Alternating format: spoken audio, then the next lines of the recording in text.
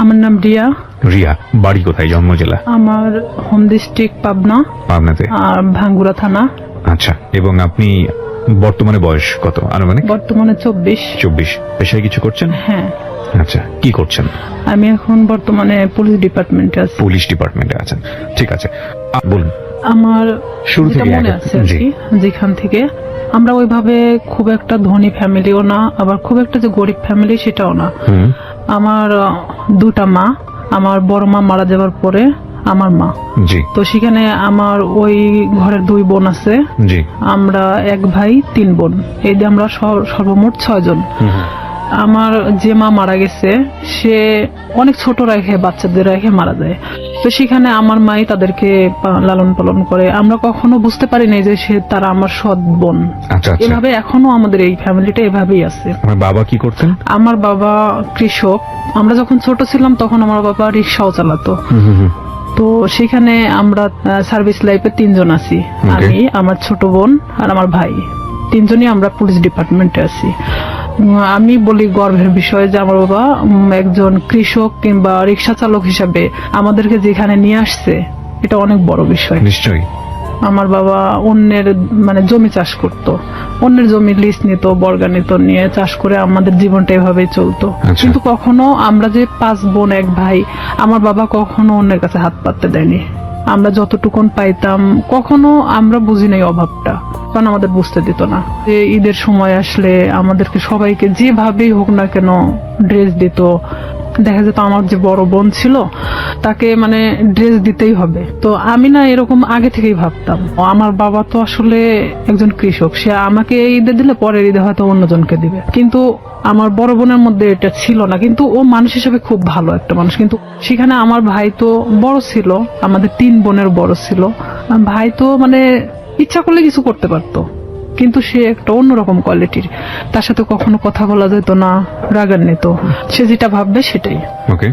তো এরকম দেখা গেল যে সে যখন এসএসসি পরীক্ষা দেওয়ার পরে সে ফেল করে, কারণ অন্যরকম বন্ধু বান্ধবের সাথে মিশতো, বিভিন্ন করতো। তো বাবা অনেক করতো যে আমার তো একটাই ছেলে আর ভবিষ্যৎ প্রজন্ম তো আমার এটাই। আমার বাবা দেখা যেত আমার ওই 2টা বোনকে বিয়ে দিয়ে দিছে, আমার বড় মায়ের, আর আমার বোন যেটা বড় তাকেও বিয়ে দিয়ে দেয়।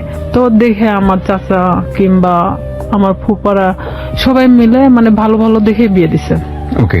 দেওয়ার পরে তো এখন থাকলাম আমি। আপনার বয়স কত তখন? তখন আমার বয়স 13 বছর। আচ্ছা। তখন দেখা যেত বিভিন্ন সময় আমাকে বিভিন্ন ছেলেরা দেখতে আসতো, কিন্তু এটা আমি পছন্দ করতাম না।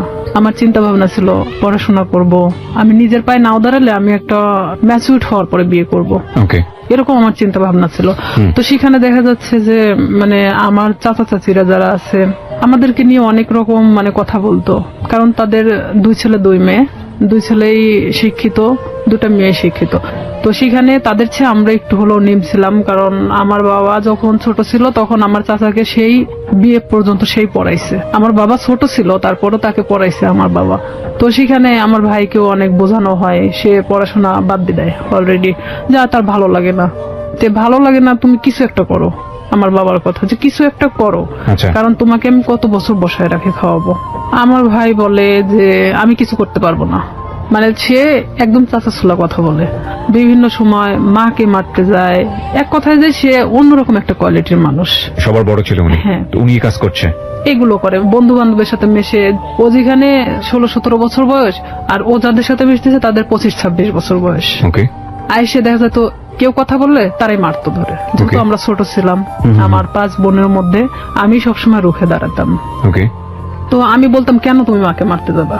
দোষটা তো তুমি করছো, তুমি পড়াশোনা করো না, তুমি বন্ধু বান্ধব নিয়ে আড্ডা দাও। তার কথা যে আমি কেন এই কথাগুলো বলবো। তার ইচ্ছা, বাবা থেকে টাকা যাচ্ছে, ওকে দিতে হবে। নেশা করতো না, কিন্তু তাস খেলতো, এটা খেলতো, সেটা খেলতো। আমার বাবা যখন দিত না তখন দেখা যেত যে ও বিভিন্ন সময় মাঠ থেকে নিয়ে যেত, মাকে জোরপূর্বক ভাবে মাঠ থেকে কারাছেড়া করে নিত, এরকম। তো এই সময়টা কি আপনি লেখাপড়া করছিলেন নাকি? লেখাপড়া আমি তখন স্টাডিং রানিং এ আছি। কোন ক্লাসে পড়ছিলেন তখন? আমি তখন 6-7 এ পড়ছেন। আচ্ছা। আমার ভাই প্রতিনিয়ত আমাকে দেখতে পারে না। ও যদি খাইতে বসে সেখানে যদি আমি যাই, ও ওখান থেকে উঠে চলে যাচ্ছে, কিংবা ভাতের প্লেটটা আর যদি ফেলে দিল, আমি যদি কারোর সাথে কথা বলি দেখা যাচ্ছে সেটা নিয়ে এসে বাড়িতে তিলকে তাল বানানো হচ্ছে। মানে বিভিন্ন, যেটা ধর্তব্য তুল্যের মধ্যে বলাই চলে না। অলওয়েজ সময় মানে আমার দোষটা খুঁজে বেড়াতো, কারণ আমি সবসময় প্রতিবাদী ছিলাম। আমি আমার বাবার পক্ষে ছিলাম, আমার মার পক্ষে ছিলাম। আমার বাবা যখন কৃষক, উনি যখন মাঠে কাজ করত আমি হেল্প করতাম। বর্ষার শেষে আপনার রসুন, পেঁয়াজ এগুলো অনেক কিছু গাড়া হয়। ওকে। তো সেই সময় আমি আমার বাবার সাথে গিয়ে আমি ওই পেঁয়াজ রসুন গুলো আমি কাটতাম। মানে দিনের পর দিন এভাবে আমি জমিতে কাজ করতেন? হ্যাঁ, জমিতে কাজ করতাম। তো এলাকার সবাই বলতো যে এটা যদি অমুকের মেয়ে না হয় ছেলে হতো ভবিষ্যতে অনেক কাজ হতো। তবে আমি পুলিশ ডিপার্টমেন্টে আসার আগে থেকে আমার স্বপ্ন ছিল যে আমি পুলিশ ডিপার্টমেন্টে জব করব। এটা কেন আপনার স্বপ্ন ছিল? এটা জানি না কেন, নয় যে আমি ছোট থেকে অনেক লম্বা ছিলাম, গ্রামের মানুষ সবাই আমাকে সেনাবাহিনী বলে ডাকতো। তো সেখানে দেখা যেত আমার মধ্যে সেই সময় থেকেই একটা জিনিস কাজ করতো যে আমি একটা ডিফেন্সে জব করব। ডিফেন্সে জব করবেন? আচ্ছা। হ্যাঁ, এটা আমার মধ্যে ইচ্ছা ছিল তখন থেকেই। তো সেখানে আমি যখন বাবার দিকটা দেখতে গেলে আমার পড়াশোনার দিকটাকে একটু হলেও পিছায় যেতে হয়।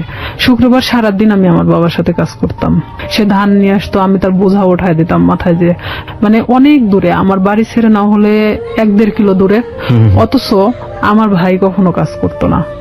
আমার 5 বোনের মধ্যে আমি মানে সবচেয়ে একজন প্রিয় মানুষ ছিলাম। ওকে। আবার নিরীহ একটা বাচ্চা ছিলাম। তো এর মধ্যে আমি যখন 7-এ, যখন আমি উঠি 7-এ ওঠার পরে তখন আমি হ্যান্ডবল খেলাতে নাম দেই স্কুলে। তো স্কুলে যখন আমি হ্যান্ডবলের নাম দেই তখন সেখানে আমি এসএসসি পর্যন্ত খেলাধুলা যখন করছি তখন আমি কিন্তু রাজশাহী বিভাগ পর্যন্ত খেলছি। ওরে বাবা! আমার ইচ্ছা ছিল যে আমি একসময় খেলোয়াড় হব। আচ্ছা। তো এখান থেকে আমার এক বেস্ট ফ্রেন্ড ছিল রূপা। রূপার বাড়ি আর আমার বাড়ি 2 বাড়ি পরে। তো রূপার সাথে আসলে কেউ মিশতো না, কারণ ওর বাবা নিজে থেকে ওকে গানের জগতে ঠেলে দেয়। গান তো দূরের কথা, ওকে নিয়ে মানে এক ধরনের দেহ ব্যবসা না করানো হয়, ওর বাবা নিজেই করাতো, যেটা ওর পছন্দ ছিল না। ও আমার সাথে ডিসকাস করতো। এই জিনিসটা আমার ভাই আরো মানে নিতে পারে না যে কেন আমি রূপার সঙ্গে মিশি। কিন্তু রূপা আমি একই ক্লাসে একই সাথে পড়াশোনা করতাম। বিভিন্ন সময় আমার কাছে আসতো মানে বইয়ের জন্য কিংবা কোনো কিছুর জন্য, এটা নিয়ে আমার সাথে অনেক সিনক্রেট করতো, আমারে মারতো ধরে। একদিন আমার বইগুলোই পোড়ায় দিছে, যে তোর বই পোড়ায় দিলে তাহলে তোর কাছে আসবে না সে। আমি অনেক কান্নাকাটি করি, পরে আমার বাবা আবার বই কিনা দেয়। রূপার সাথে আমি তখন গভীরভাবে মিশে যাই যে কেন তার সাথে আমাকে মিশতে দিচ্ছে না। আমি তার সাথে মিশতে থাকি। আমি যখন 8-এ উঠবো সেই সময় রূপা হঠাৎ করে একদিন মানে ঘুমের ট্যাবলেট খায়। মানে আপনি জানতেন না ওর ঘুমের ওষুধ খাওয়ার কারণটা কি? ওর ঘুমের ওষুধ খাওয়ার কারণটা আমি জানতাম, আগে থেকে জানতাম, কিন্তু ও যে সেদিন খাবে এটা আমি জানতাম না। কারণ ওর বাবা নিজে থেকে দেখা যেত এমন এমন মানুষকে টাকা নিয়ে তার সাথে থাকতে বাধ্য করতেছে, যেটা হয়তো একটা মেয়ের পক্ষে সম্ভব না। যে রূপা এই জিনিসটা পছন্দ করতো না, আর তারপর ওর বাবা এটাকে বাধ্য করতো, ওর পুরো ফ্যামিলি ওকে বাধ্য করতো। তো সেখানে ও অনেক কান্নাকাটি করতো আমার কাছে আসে। তো এর মধ্যে ও একজনকে পছন্দ করতো, নাম হলো আনন্দ। উনি ছিল হিন্দু, রূপা মুসলমান। ও একজন বিবাহিত ছেলে ছিল। ভালোবাসার প্রলোভন দেখে অনেকদিন ওকে ইউজ করছে। আনন্দ ওকে মানে ফুললি না করে দেয়, তখনও এই কাজটা করছে। তো ও যখন এই কাজটা করবে তার কিছু সময় আগেও আমার কাছ থেকে ঘুরে গেছে। ও যে 2 দিন খাইছিল না এটাও আমি জানতাম না। তো এর মধ্যে গিয়ে ও তো ঘুমের ট্যাবলেট খেয়ে নিছে। নেওয়ার পর পরের দিন সকালবেলা রূপার মা আমাদের বাড়িতে আসছে। আমার মেয়ের কি হয়েছে, আমার ভাই ওখানে বসে, তো বলতেছে ও ঘুম থেকে উঠতেছে না, ওর মুখ দিয়ে টিয়া বের হচ্ছে। আমি কিছুই জানতাম না তখন পর্যন্ত, বিষ খাইছে না ঘুমের ওষুধ খাইছে না কি খাইছে। তখন আমি চলে গেলাম ওদের বাড়িতে। যাওয়ার পরে দেখি যে হ্যাঁ ওর মুখ দিয়ে অনেক গুলটানি বেরোচ্ছে। তখন আমি ওকে অনেক জাগানোর চেষ্টা করি, তো জাগে না। পরে আমি জানতামও না যে ও কি খাইছে। তখন ভাবতেছি যে কে আসলে হসপিটালে নিয়ে যাওয়া উচিত। ওর মা ওর বাবা কি করলো, ওকে উঠায় রাস্তায় ফেলে দিয়ে গেল, যে তোর বেস্ট ফ্রেন্ড মারা গেলে তুই দায়ী। তখন আমার ভাই তো আমার ওখানে খুব মারলো। আমার বাবা আমাকে কখনো গায়ে হাত তোলেনি। আমার বাবা অনেক বকাঝকা দিল, গাল দিল, যে কেন অনেকবার নিষেধ করা হয়েছে ওর সাথে মিশতে, কেন মিশলা। তখন আমি এটাও ভাবতেছিলাম যে আসলে আমার ভুল ছিল, কারণ সে কখন কি করে বসবে, তার লাইফে তো এতটাও ভালো মুহূর্ত নাই। তো ওই মুহূর্তের জন্য ভাবতেছিলাম। তো আবার এটাও ভাবতেছিলাম কোনো মানুষের তো জীবনের কারোর সাথে ডিসকাস করা দরকার, সে নাই আমাকেই বেছে নিয়েছিল। তখন আমি অনেক কান্নাকাটি আমি নিজে থেকেও করলাম, যেহেতু আমার ভাই আমাকে মারছে। কোন ক্লাসে তখন আপনি? আমি ক্লাস তখন 8-এ। ক্লাস 8-এ, ওকে। তখন আমি অনেক কান্নাকাটি করার পরে তখন তারপরেও আমি ওকে ছাড়তেছি না, যে ও যদি মারা যায় তাহলে তো এটা তো আমার প্রবলেম হয়ে যাবে। তো আমি আমার বাবাকে অনেক রিকোয়েস্ট করলাম, চলো আমাদের বাড়িতে নিয়ে যাই। এলাকার কিছু মানে ডাক্তার আছে যে ওই যে সাইকেলে করে মানে ডাক্তারি করে বেড়ায়, তো ওনাকে নিয়ে আসা হলো। তখন উনি বলতেছে যে আসলে ওকে হসপিটালে ভর্তি করা উচিত, ওকে এখানে রাখলে মারা যেতে পারে। তখন আমরা নিজে থেকে তাকে হসপিটালে ভর্তি করি। তার 3 দিন পরে সে একটু স্বাভাবিক হয়। তখন আমি ওকে ওখানেই জিজ্ঞেস করি, রূপা কেন তুমি এটা করছো, আর তোমার জন্য তোমার ফ্যামিলি আমাকে হ্যারেস করতেছে। রূপা ও তো তখন খুব একটা ভালো কথা বলতে পারতো না। রূপা বলতেছে যে কেন আমাকে এই ধরনের কাজ করতে বাধ্য করা হয়। তো এখানে এলাকার লোকজনও ওনাদেরকে মানে এক ঘরে করে রাখছিল। যে লোকটার সাথে এটা করা হয়েছিল সে লোকটা এসে ওর বাবার চাপ দিছিল টাকার জন্য, যে যেহেতু তার মেয়ে এটা করবে না তাহলে তো 10,000 টাকা নিছে, টাকাটা তো ফেরত দিতে হবে। ও যখন ঘুমের ট্যাবলেটটা খাইছে, খাওয়ার আগে অনেক মারা হয়েছিল, পুরো শরীরটা ফাটানো ছিল। ওকে। পরে ও আমাকে বলল যে দেখ আমাকে এভাবে মারছে, আমি কেন বাইসে থাকবো। আর তা আমি ওকে ডিরেক্টলি এভাবে বললাম যে তুই ঘুমের ট্যাবলেট কেন খালি, তুই তো বাইসে আছিস, পারলে মারা যাতিস। তো এভাবে বেঁচে থাকার সে মারা যাওয়াটা অনেক ভালো না। তো ওরা হলো 2 বোন, সেখানে আমার বাবা যদি 5টা মেয়েকে পালতে পারে, সে কেন 2টা মেয়েকে পালতে পারবে না? তার বাবার জমি আছে, কিন্তু আমার বাবার তো কোনো জমি নাই। তাকে আমি এই কথাগুলো বোঝাতে থাকি যে রূপা দেখো, তুমি নিজে থেকে এখন নিজেকে দাঁড়ানো শেখো। তো সেখানে রূপা বাড়িতে আসে, মানে ও ওখান থেকে চলে যাওয়ার সিদ্ধান্ত নেয়, যেখানে ইচ্ছা চলে যাবে।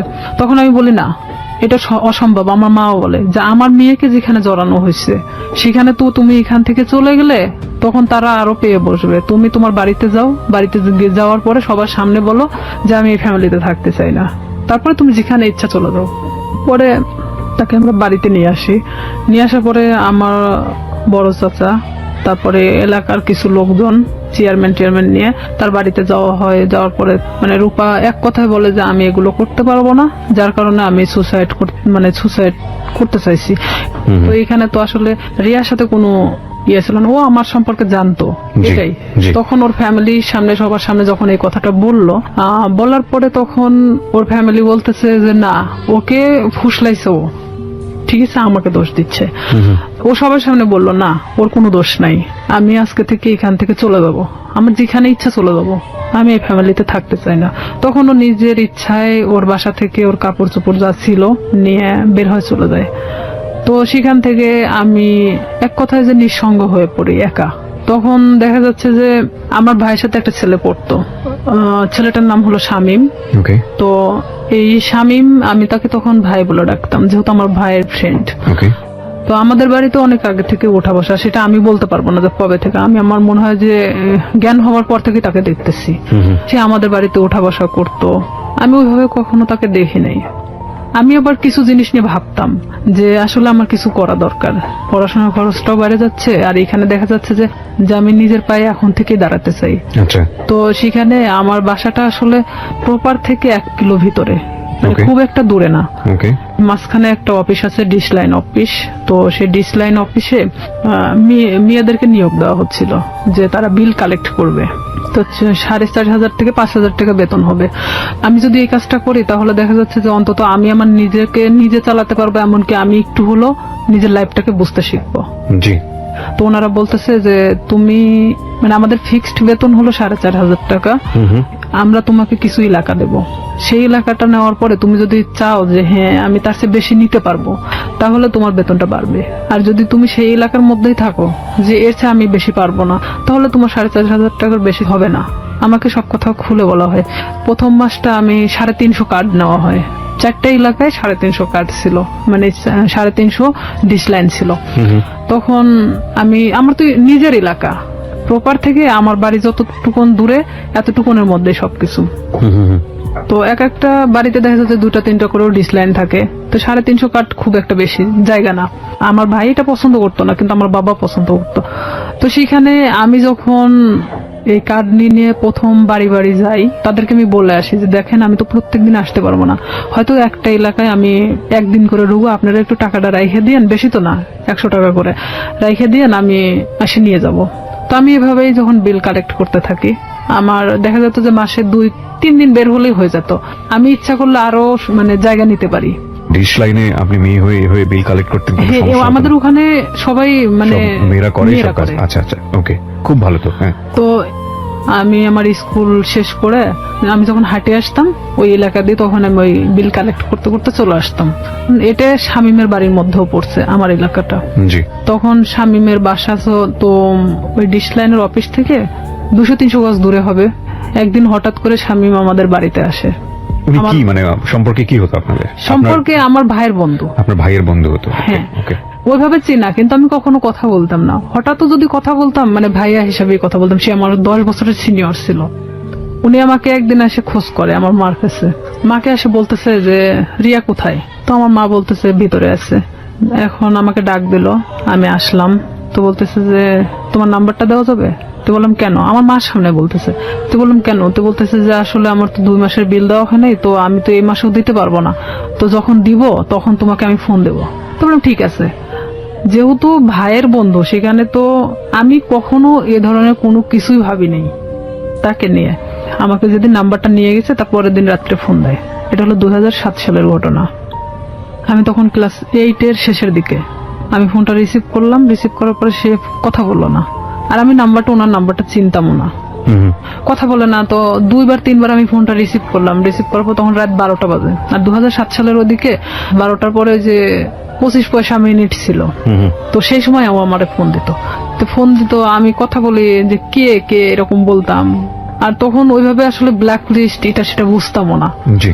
তো ওইভাবে তো ফোনটা ব্ল্যাক লিস্টও করতে পারতেছি না। এখন আমি তো বারবার বলতেছি কে আপনি, কথা বলেন না কেন? তো হঠাৎ করে অন্য একটা নাম্বার থেকে ফোন দিছে। তো এখন বলতেছে রিয়া আমি শামীম। আমি বলতেছি কোন শামীম? তো বলতেছে যে তুমি আমাকে চেনো না? আমি বললাম না। তো আমি তখন বুঝতে পারছি যে শামীম বলতে তো উনি হবে। হুম। তো আমি বলতেছি না, আমি তো ঠিক চিনলাম না, আপনি কে? তো বলতেছে যে আমি তোমার ভাইয়ের বন্ধু। তো আমি বললাম, হ্যাঁ বলেন। তো এত রাত্রে ফোন দিছেন কেন? তো বলতেছে যে তোমার সাথে আমার কিছু কথা ছিল। তা আমি বললাম ঠিক আছে বলেন, সমস্যা নেই। তো বলতেছে যে তোমারে কেউ একজন পছন্দ করে। তো আমি জানতাম, আমার এক ক্লাসমেট ছিল, ওর নাম ছিল হামিদুল। তো ও আমাকে এর আগে ঠিক 4-5 দিন আগে ও আমাকে মানে প্রপোজ করে, যেটা আমি অ্যাকসেপ্ট করি না। না করাতে তো আমি ভাবলাম যে ওরই বাড়ির পাশের, আবার ভাবলাম যে হয়তো ওকে ওই কথাটা বলছে, যার কারণে আবার আমাকে এটা জানাচ্ছে। তো আমি বলতেছি আমি জানি যে কে। তো বলতেছে কে? তো বললাম হামিদুল।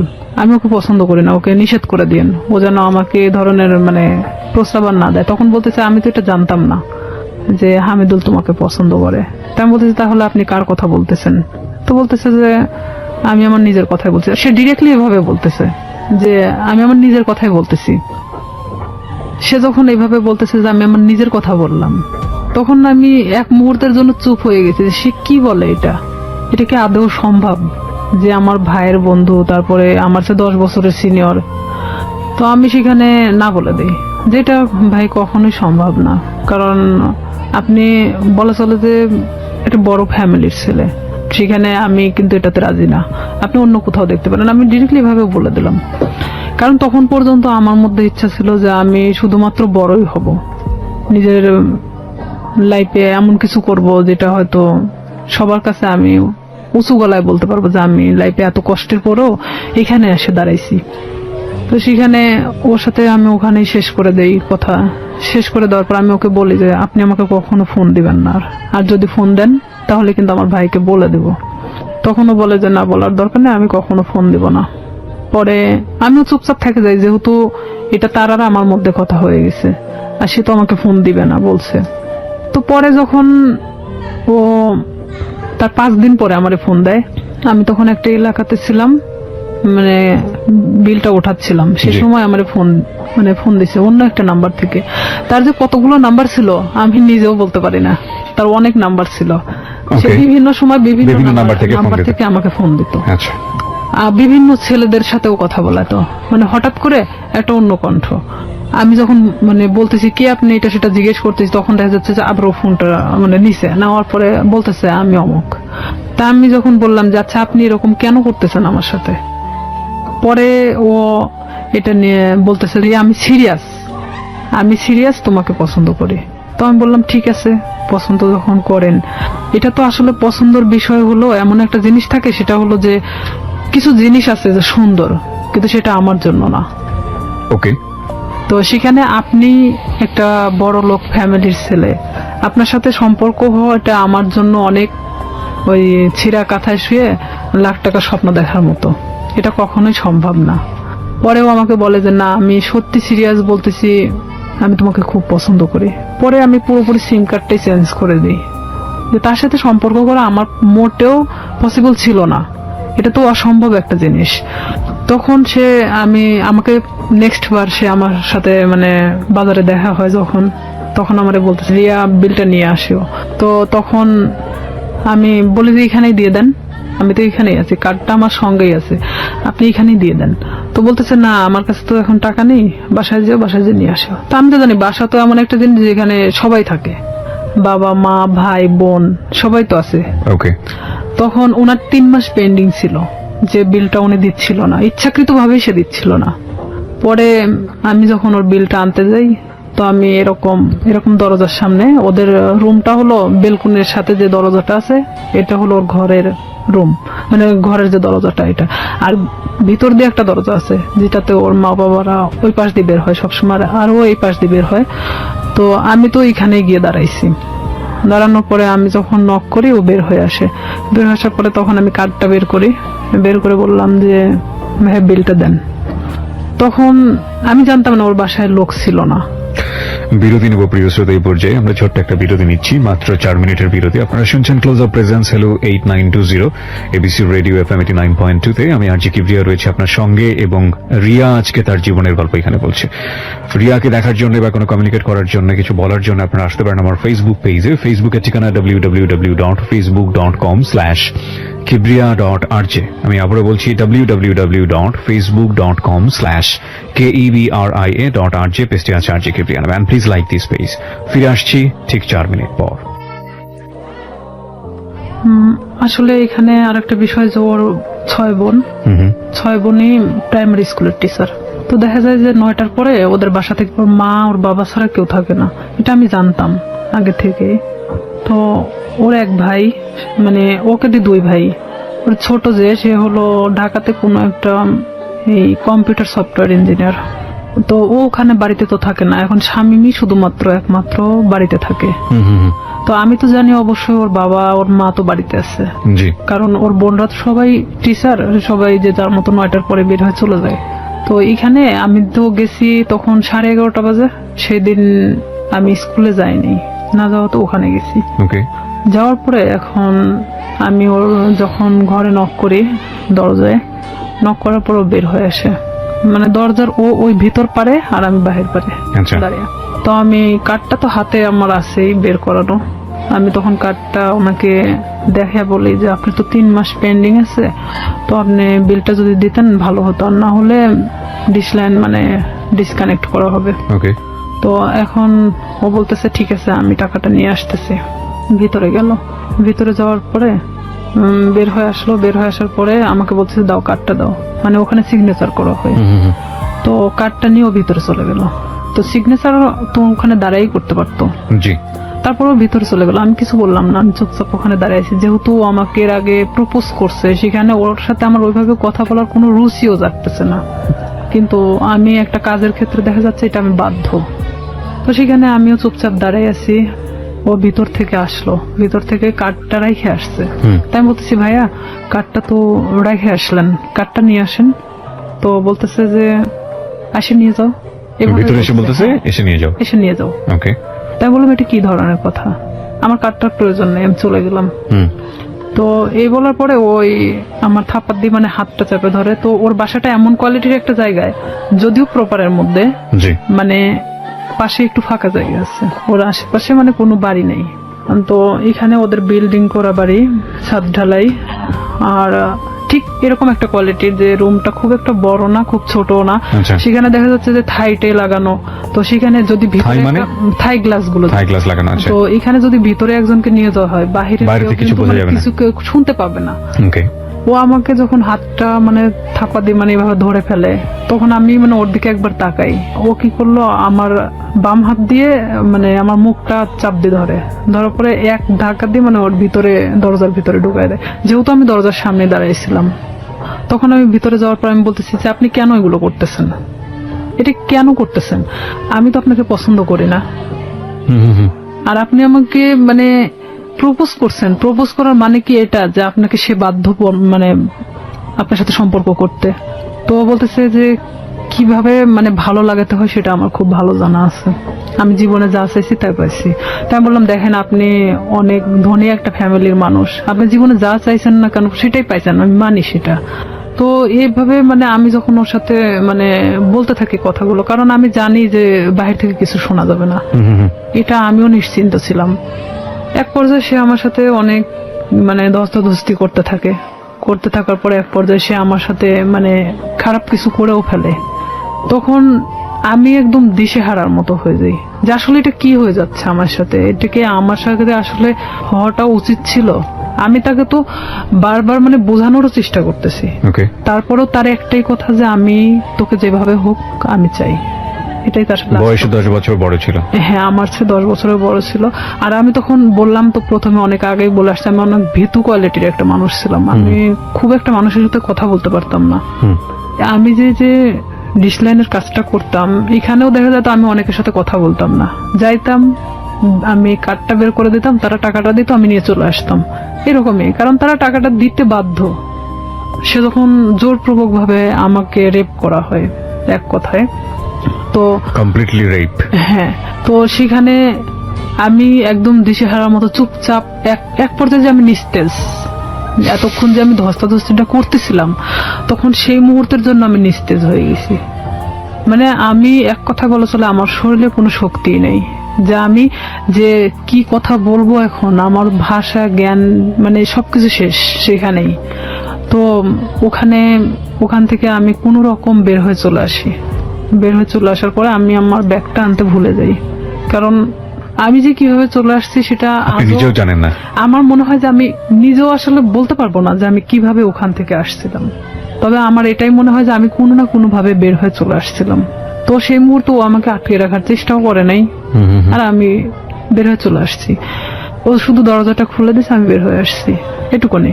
কিন্তু ওখানে যে আমার ব্যাগটা রয়ে গেছে, আমার কার্ডগুলো রয়ে গেছে, মানে এরকম কোনো জ্ঞান আমার মধ্যে ছিল না, কারণ এরকম শট আমি কখনো খাইনি যেটা ওই মুহূর্তের জন্য পাইছি। তখন আমি বাড়িতে চলে আসি ডিরেক্টলি। বাড়িতে আসার পরে আমার মা জিজ্ঞেস করে তোর ব্যাগ কোথায়। তো এখানে আরো একটা কথা, আমি আরেকজনের সাথে মিশতাম, সে আমার সম্পর্কে ভাগ্নি হয়, সাথী নাম। সে অবশ্য 2013 সালে সুসাইড করছে, মারা গেছে সে। সাথীদের বাড়িতে আমি উঠা বসা করতাম মাঝে মধ্যেই। তো আমি মারা এভাবে বলতেছি, মা আমি মনে হয় সাথীদের বাড়িতে রেখে আসছি, কিন্তু আমি কিন্তু শিওর না, আমি এমনি তাকে বোঝানোর জন্য যে আমি সাথীদের ওখানে মনে হয় ব্যাগটা রেখে চলে আসছি। তাই আমার মা কিছু বললো না, কারণ সাথীদের বাড়ি আমার বাড়ি থেকে 5-6 বাড়ি দূরে। তো সেখানে মা আমাকে আর কোনো কথা বললো না, আমি আমার রুমে চলে যাই। আমি একা এক ঘরে থাকতাম। আচ্ছা।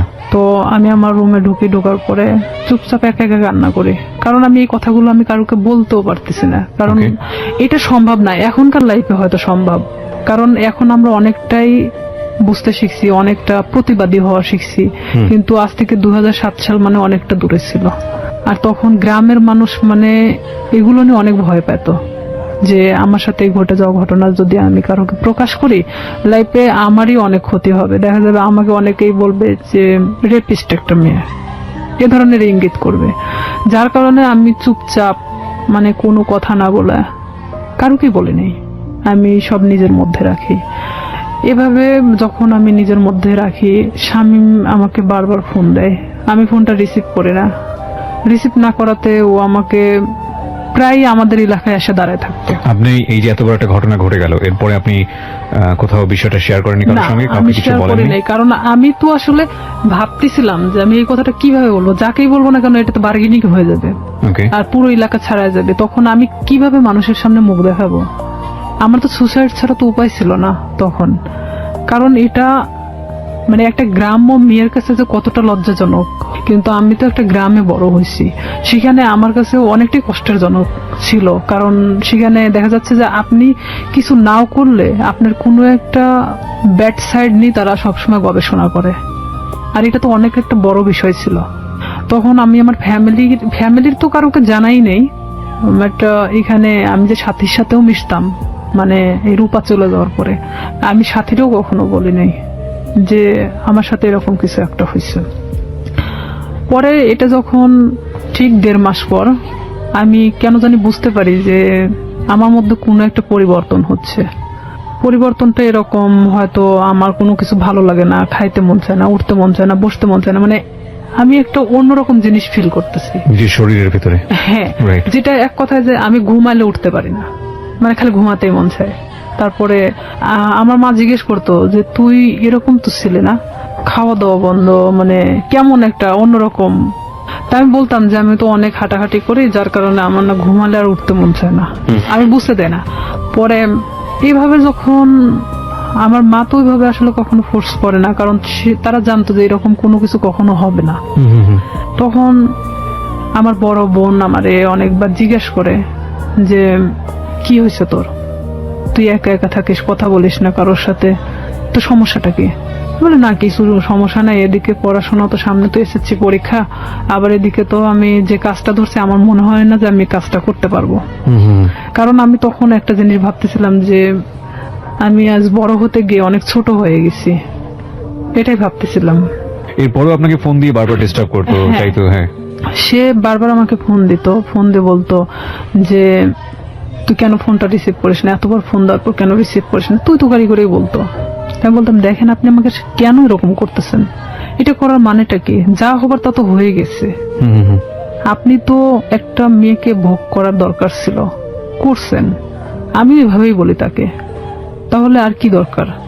তো সে আমাকে বলে যে না, কিন্তু তোকে- আপনাকে আমার এই প্রশ্নটা আবারও করতে হবে। এত বড় একটা ঘটনা ঘটে যাবার পরে আপনি বাসায় শেয়ার করলেন না কেন, কাউকে জানালেন না কেন? শেয়ার করে নেই, আসলে এটা আমি অনেকটা ভীত ছিলাম, যেহেতু আমার ভাই পূর্বে থেকে আমার সাথে ভালো সম্পর্ক না।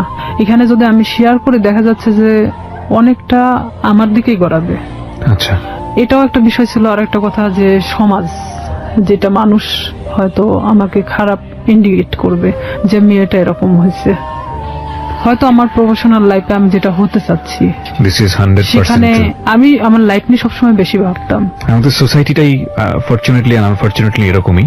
আমরা কোনো ঘটনা ঘটে গেলে সেটা নিয়ে যতটা আওয়াজ তৈরি করি, কেউ কখনো ভেতরে যাওয়ার চেষ্টা করি না। হ্যাঁ, এবং সেটার রিফ্লেকশন ইদানিং ফেসবুকে এত বেশি দেখা যায় যে সামটাইমস উই ফিল অ্যাশেমড, লজ্জিত হই। আমাদের আসলে প্রত্যেকটা জিনিসই একটা জিনিস কি, আমরা যে কথাটা বলি, আমরা যে কাজটা করি বা যাই করি না কেন, সেটা কিন্তু শুধুমাত্র আমি না, আমার ফ্যামিলি, আমার বেড়ে ওঠা, আমার সবকিছুকে ফোকাস করে। আর কোনো একটা মানুষের কোনো পার্টিকুলার বিষয় ধরে সে বিষয়টা নিয়ে নাড়াচাড়া করা, কাউকে খুব সোজাভাবে মন্তব্য করে দেয়া, বিশেষ করে এই যে রেপের মতো ঘটনাটা, যেটা হলে আমাদের সমাজে সবসময় মেয়েদের দিকে আঙ্গুল তোলা হয়, ভিকটিমের দিকে আঙ্গুল তোলা হয়। এবং দেখবেন যে পত্রপত্রিকায় যখন সংবাদ আসে, আমরা আমাদের সামাজিকতার কথা ভেবে ওই মেয়েটাকে আমরা সামনে আনি না, ফোকাস করি না, তার ছবি প্রকাশ করি না। কেন করি না এই কারণে সামাজিকতায় সমস্যা হবে। তার মানে আমাদের সামাজিকতা কতটা দুর্বল। একজন মানুষ, আমি সম্ভবত ইন্ডিয়াতে এরকম একটা কেস আমি দেখেছিলাম যে সে রেপড হয়েছিল এবং সে ভিকটিম বলতেছিল যে আমি কোথাও ফেস লুকাবো না, আমি টেলিভিশনে গিয়ে সাক্ষাৎকার দেবো, আমি বলবো আমার সঙ্গে এটা হয়েছে ওটা হয়েছে। আমি কেন ফেস লুকাবো, আমি তো কোনো অপরাধ করিনি। আমি বলছি না যে ইন্ডিয়ার সমাজ আমাদের চাইতে অনেক বেশি অ্যাডভান্স, বাট তার চিন্তা ভাবনাটা অনেক বেশি অ্যাডভান্স ছিল। কিন্তু বড় কথা হচ্ছে সে এতটা সাহসী পদক্ষেপ নিয়েছে, ঠিক আছে, কিন্তু এই সাহসী পদক্ষেপ কি সমাজ ভালোভাবে দেখেছে? এবং দেখে না বলেই আমরা যে মেয়েটি রেপ হয় তাকে আমরা ফোকাস করি না এবং করতে পারি না। সো যেটা বলছিলেন আপনি, তারপরে যখন আপনি যে জায়গাটায় ছিলেন যে আপনি ফ্যামিলির কাউকে বিষয়টা শেয়ার হ্যাঁ, করেনি এবং আমি- আপনি শরীরের মধ্যে একটা চেঞ্জ পাচ্ছিলেন, ঘুমাচ্ছেন তো ঘুমাচ্ছেন। পাচ্ছিলাম। হ্যাঁ। আবার আরেকটা কথা যে আমি আমার প্রফেশনাল লাইফটাকে নিয়ে বেশি ভাবতেছিলাম। এটা আমার ছোট থেকে স্বপ্ন ছিল পুলিশ হওয়ার, আর আমি এটা জানতাম যে কোনো মেয়ে যদি বিবাহিত কিংবা এরকম কোনো তার ঘটনা থেকে থাকে তাহলে সে কখনো পুলিশ ডিপার্টমেন্টে ঢুকতে পারবে না। হুম, বিশেষ করে আমি তো কখনো আসলে শামীমকে পছন্দ করতাম না, সে আমার সাথে যেটাই করুক না কেন আমি ভাবছিলাম যে সাবজেক্টটা ওখানেই ক্লোজ, হুম, আমি নিজে থেকে ওখানে শেষ করে দিছি। কারণ আমার সুসাইড করার কোনো ইচ্ছা ছিল না। আমি কারোর কাছে রেপ হয়েছি তার মানে এই নয় যে আমি হারে গেছি, এটা আমার মধ্যে ছিল না যে আমি সুসাইড করব। আমি কখনো হারতে শিখি নাই, যেখানে গেছি না কেন আমি যদি কষ্ট করে হলো সেটাকে আমি অর্জন করছি। তো সেখানে দেখা যাচ্ছে আমি আমার চেঞ্জের বিষয়টা, যে আমি নিজের মধ্যে মানে কোনো কিছু ফিল করতেছি যে আমি খাওয়া দাওয়া এটা সেটা আমার খুব প্রবলেম হচ্ছে, তখন আমি নিজে নিজেই মানে এটা নিয়ে ভাবতে থাকি। তখন কেন জানি মনে হয় যে আচ্ছা শামীম তোমার সাথে এটা করছে, আর আমি আসলে প্রেগনেন্ট বিষয়টা বুঝতাম না তখনও, যে কিভাবে এটা মানে প্রেগনেন্ট হয়। জি। তখন আমি আমার পাশের বাড়ির এক ভাবিরে জিজ্ঞেস করি, আচ্ছা মানে কথায় কথায় তার সাথে আমি অনেক ফ্রি ছিলাম, জিজ্ঞেস করি যে ভাবি আমি তো অনেক কিছুতেই আসলে জানার চেষ্টা করি, তো আসলে একটা মেয়ে প্রেগনেন্ট হয় কিভাবে? তো বলতেছে বিয়ে কর তারপর বুঝবি। আমাদের সে হাসতে হাসতে এই কথা বললো। তো বললাম যে আপনি তো ভাবি, তো আপনি না বললে আমরা শিখবো কোত্থেকে? আমি আবার তাকে হাসতে হাসতে এই কথাটা বলি। তো বলতেছে যে এরকম মানে মেয়েদের তো প্রত্যেক মাসে যে ইয়াটা হয়, এটা যদি দেখা যাচ্ছে যে কারোর সাথে মানে তার হাজবেন্ডের সাথে মেলামেশা করার পরে যদি না হয় তাহলে সে প্রেগনেন্ট। তখন আমি যখন ওখান থেকে এই কথাটা শুনছি, আপনি বিশ্বাস করবেন না, আমি মনে হয় এক মুহূর্তের জন্য এই পৃথিবী ছেড়ে চলে গেছি। যা আমিও তো ঠিক 1.5 মাস হলো এরকম অবস্থাতে আসছি, আমারও তো এটা হয়নি, তার মানে কি আমি প্রেগনেন্ট? এটা আমি এখন কিভাবে এটাকে লুকাবো? কারণ এতক্ষণ পর্যন্ত যা ঘটে গেছিল সেটা লুকানো সম্ভব ছিল, বাট এটা এখন আমি কিভাবে লুকাবো? এটা কি আদৌ সম্ভব? আর তখন এক মুহূর্তের জন্য মনে হচ্ছিল যে আমার চেহারার মধ্যে একটা অন্যরকম ছাপ নামে আসে। তখন আমার ওই ভাবি বলতেছে তোর কি হয়েছে?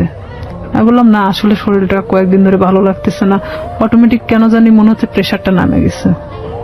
তো আমি তো ওখানে বসে পড়ি, প্রায় আমি আধা ঘন্টার মতো বসে মানে নিজে নিজে ভাবতে থাকি। আর আমার শরীরটা এত ঘামতেছিল, মানে এক কথায় যে আমি মৃত মানুষের মতো বসে আছি। তো তখন ভাবি যে এটাকে আমি কিভাবে সমাধান করব, আমি কিভাবে আমার ফ্যামিলিকে বলবো এখন, যেটা 1.5 মাস আগে ঘটে যাওয়া ঘটনা। আর এর মধ্যে কন্টিনিউ ও আমার সাথে এরকম যোগাযোগ রাখার চেষ্টা করে, কিন্তু আমি রাখি না। তখন ইচ্ছাকৃতভাবে আমি ওকে ফোন দেই ব্যাপারটা আসলে জানানোর জন্য যে এটার কি কোনো সমাধান আছে কিনা, যদি হয় নিজে থেকে সমাধান করার মতো। কারণ আমি চাই না যে আমি আমার লাইফে কখনো থেমে থাকি কারোর জন্য। তখন ওকে আমি যখন ফোন দিয়ে বলি যে শামীম আমি তো এরকম, আর এটা বিষয় তো আমি জানতামও না, তুমি তো আমার চেয়ে 10 বছরের সিনিয়র, তুমি যে আমার সাথে এটা করছো, যেটাই করো না কেন তুমি আমাকে বলতে পারতা যে এরকম হওয়ার সম্ভাবনা আছে, তুমি সেটাও আমাকে বলো নাই। তো এখন বলতেছে যে এখন তুই কি করবি সেটা তুই জানিস, সেটা আমি জানি না। তখন থেকে totally or SIM card of, মানে যখন আমি ব্যাপারটা ওকে জানাই তখন থেকে ওর সিম কার্ডটা টোটালি অফ করে দেয়। আমরা আরেকটা বিরতি নিচ্ছি রিয়া, তারপর সিমটা বন্ধ। হ্যাঁ, সিমটা তখন বন্ধ ছিল। আমি অনেক চেষ্টা করি, আমি সারা রাত চেষ্টা করি, কারণ সেই ছিল একমাত্র আমার লাইফের ঘটনা জানে, যেটা তার সাথে ঘটে যাওয়া। কোনো ক্রমে যদি আমাকে এটা থেকে মানে রেহাই দিত তাহলে হয়তো আমি আমার সামনের লাইফটা হয়তো ভালোভাবে কাটাতে পারতাম। কারণ আমি গ্রাম্য মেয়ে হিসেবে আমি এটা কখনোই মানে ফ্ল্যাশ করতে পারতেছিলাম না, এটা আমার কখনো সাহসে কুলায় উঠতেছিল না। ওকে, যখন ওকে আমি বারবার ফোন দিতে থাকি, ওর ফোনটা সুইচ অফ তো সুইচ অফে, কোনো প্রকার ওকে আমি যোগাযোগ করতে পারতেছি না। তখন আমি ভাবলাম যে কোনো ভাবে এটা আমাকে পদক্ষেপ নিতে হবে। তখন পরের দিন সকালবেলা মানে আমি পুরোটাই আনবো না, এক কথায় যে মানে পাগল বলা চলে, আমার মা খাইতে বললো আমাকে, আমি না খেয়ে বের হয়ে গেলাম বাড়ি থেকে। হসপিটালের সামনে বসে আছি, কিছু ডিসপেন্সারি আছে সামনে বসে আছি, ওখানে বসে বসে ভাবতেছি যে আসলে কি করা যায়। ভাবলাম যে আচ্ছা এটা আমি টেস্ট করাই নেই আগে, যে আসলে কি আমি প্রেগনেন্ট কিনা, অযথা এটা নিয়ে আমি কেন ভাবতেছি, নিজে পরীক্ষা করে দেখি। তো এখানে যে প্রেগন্যান্সি টেস্ট করানোর জন্য আপনার যে টেস্ট টিউব যে কাঠিগুলো পাওয়া যায়, ভাবতেছি যে আমি দোকানে কিনতে গেলে তারা ইভেন কি ভাববে আমি একটা অবিবাহিত মেয়ে, তো সেখানে আমি কেনই বা ওটা চাইতে যাব। আর যেহেতু আমার এলাকার লোক সবাই, তো সেখানে আমি গিয়ে বলতেছি দোকানদারকে, এমন ভাবে বলতেছি যে ওটা আসলে আমার না। তখন আমি বলতেছি আঙ্কেল একটা ওই টেস্ট টিউব ওই কাঠিগুলো দেন তো। তো বলতেছে কার জন্য? তো বললাম আমার এক চাচির জন্য। বলতেছি একটু তাড়াতাড়ি দেন। মানে এমন আমি উৎসাহী দেখাচ্ছিলাম যে আমি আসলে এটার প্রতি কোনো চিন্তা করতেছি না, জাস্ট আমাকে কেউ কিনতে দিছে এরকম ভাব। তো আমি ওটা নিয়ে বাড়ি চলে আসি। বাড়িতে আসার পরে আমি বাথরুমে গিয়ে আমি টেস্ট করাই। টেস্ট করানোর পরে দেখি যে হ্যাঁ আমি প্রেগনেন্ট। আমি মানে নিশ্চিন্ত সেখানে, পরে মানে আমি আর উঠে দাঁড়াতে পারতেছি না। যতটা মানে এটা নিয়ে নিশ্চিন্ত হচ্ছি, এতটা মানে আমি নিজে থেকে মানে নর্মাল হয়ে পড়তেছি। যেহেতু আমি এটা নিশ্চিত হতে পারছি, এখন এটাকে কিভাবে সমাধান করতে হবে সেটা ঠিক আমাকেই করতে হবে। আমি যে দোকান থেকে ওটা নিছি, তো ওই দোকানে গিয়ে আমি বললাম যে আঙ্কেল, মানে যার জন্য এটার কাঠিটা নেওয়া হয়েছিল আমার সে চাচি হয়, তো ওনার তো 1 বছরের একটা বাচ্চা আছে। তো আসলে এটা সত্যি যে আমাদের চাচিমার 1 বছরের একটা বাচ্চা ছিল। আমি বলতেছি ওনার তো 1 বছরের একটা বাচ্চা আছে, তো উনি আবার তো প্রেগনেন্ট, তো উনি এটাকে অ্যাবর্শন করাতে চাচ্ছে। তো বলতেছে কয় মাস? তো বললাম যে সঠিক তো আমি জানি না। তো বলতেছে যে তুমি শুনে আসিও, তাহলে সে অনুযায়ী মানে বলা যাবে। তো আমি সেই মুহূর্তের জন্য ভাবলাম যে আসলে এটা আমার একদিন ওয়েট করাটা উচিত, যেহেতু এখানে পুরোটা আমি নিজেকে এড়ানোর চেষ্টা করতেছি। জি। পরের দিন সকালে আবার যাই, যাওয়ার পরে বলতেছি যে আমার কাছে বলা হয়েছে 1.5 মাস। তো বলতেছে যে 1.5 মাস হলে আসলে তো আসলে এইভাবে তো এগুলো খুব সেন্সিটিভ একটা জিনিস, অনেক রিস্কি হয়ে যায়। তো থাক না, 1 বছরে যেহেতু বাচ্চা আছে এটা থেকে যাক, সমস্যা কি? তা আমি বলতেছি আসলে আমার চাচাও তো খুব একটা ভালো দেখে না, তো ওই ক্ষেত্রে আসলে চাচি চাচ্ছে না যে বাচ্চাটা রাখুক। তো এইখানে আমি বলতেছি না, আসলে আমাকে তো খুব জোর করে বলছে যে বাচ্চাটা সে রাখবেই না। তো সেখানে যদি আপনি পারতেন ওষুধটা দিলে উপকার হতো। তো আমি আসলে সেভাবে উৎসাহ দেখাচ্ছি না, কারণ এখানে দেখাতে গেলে দেখা যায় যে নিজেরটা একটু মানে বেশিটা বাড়ায় আসে। তখন আমি 2-3 বার রিকোয়েস্ট করার পরে তো বলতেছে যে আসলে এটা তো কোনো খুব হাই রিস্ক, তো প্রেগন্যান্সি থেকে থাকে তাহলে কি উনি নিশ্চিন্ত? তো বললাম হ্যাঁ নিশ্চিত যে প্রেগন্যান্ট উনি। ওষুধ আমাকে দিল, দেওয়ার পর বলতেছে এই ওষুধগুলো ওনাকে 4টা ওষুধই একসাথে খেতে বলবেন, 12 ঘন্টার মধ্যে এটা অ্যাবর্শন হয়ে যাবে, কিন্তু ব্লিডিং হতে থাকবে। এটা কিন্তু ওনাকে এই ব্লিডিংটা নিয়ন্ত্রণ করার জন্য তাকে কিন্তু ট্রিটমেন্ট নিতে হবে। আমাকে এই কথা বললো। ওকে। আমার চিন্তা যে আমি খাওয়ার পরে যদি অ্যাবর্শন হয়ে যায় তারপর আমি মারা গেলে যাক, বাঁচি মরি ওটার কোনো সমস্যা হ্যাঁ নেই। আমি তখন চিন্তা করতেছি যে যেটাই হোক না কেন আমি যে কোনো ভাবে বোঝাতে পারবো তাদেরকে যেটা আমার নর্মালি এটা আমার হয়ে গেছে। তখন আমি বাড়িতে চলে আসি। বাড়িতে আসার পরে আমি এই জিনিসটা রাত্রেবেলা খাই।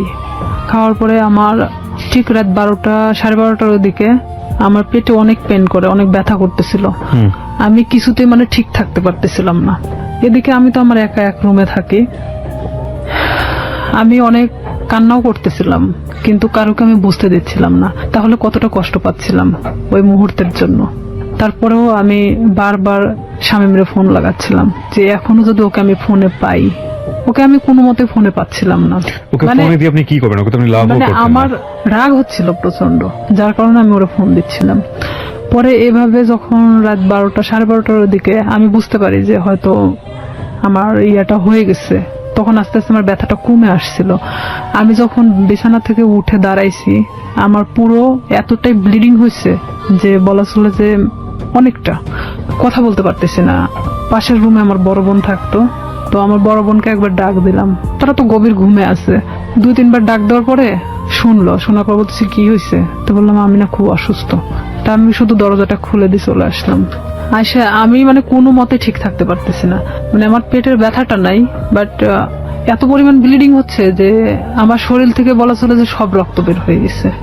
পরে আমার বড় বোন, ও তো তখন প্রেগনেন্ট ছিল, পুরো প্রেগনেন্ট, তখন বাচ্চা হওয়ার জন্য আমাদের বাড়িতে আসছিল। আমার যে ব্লিডিং হচ্ছে মানে এটা তো অনেক নার্ভাস ছিল যে কেন এটা হলো। আচ্ছা আচ্ছা। তখন ও দৌড়ে গিয়ে মাকে ডাকে, মায়ের রুম থেকে মা উঠে আসে, আমার বাবা উঠে আসে, আমার ভাইও আসে। তখন আসে বলতেছে হঠাৎ এরকম কেন হলো।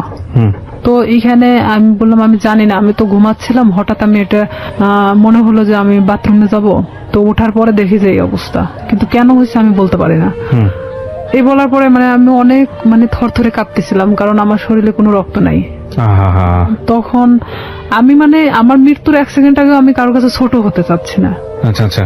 যে আমি কখনোই যে আমি যে রেপ হয়েছি এই কথাটা আমি কাউকে বলতে চাচ্ছি না, কোনো মতেই না।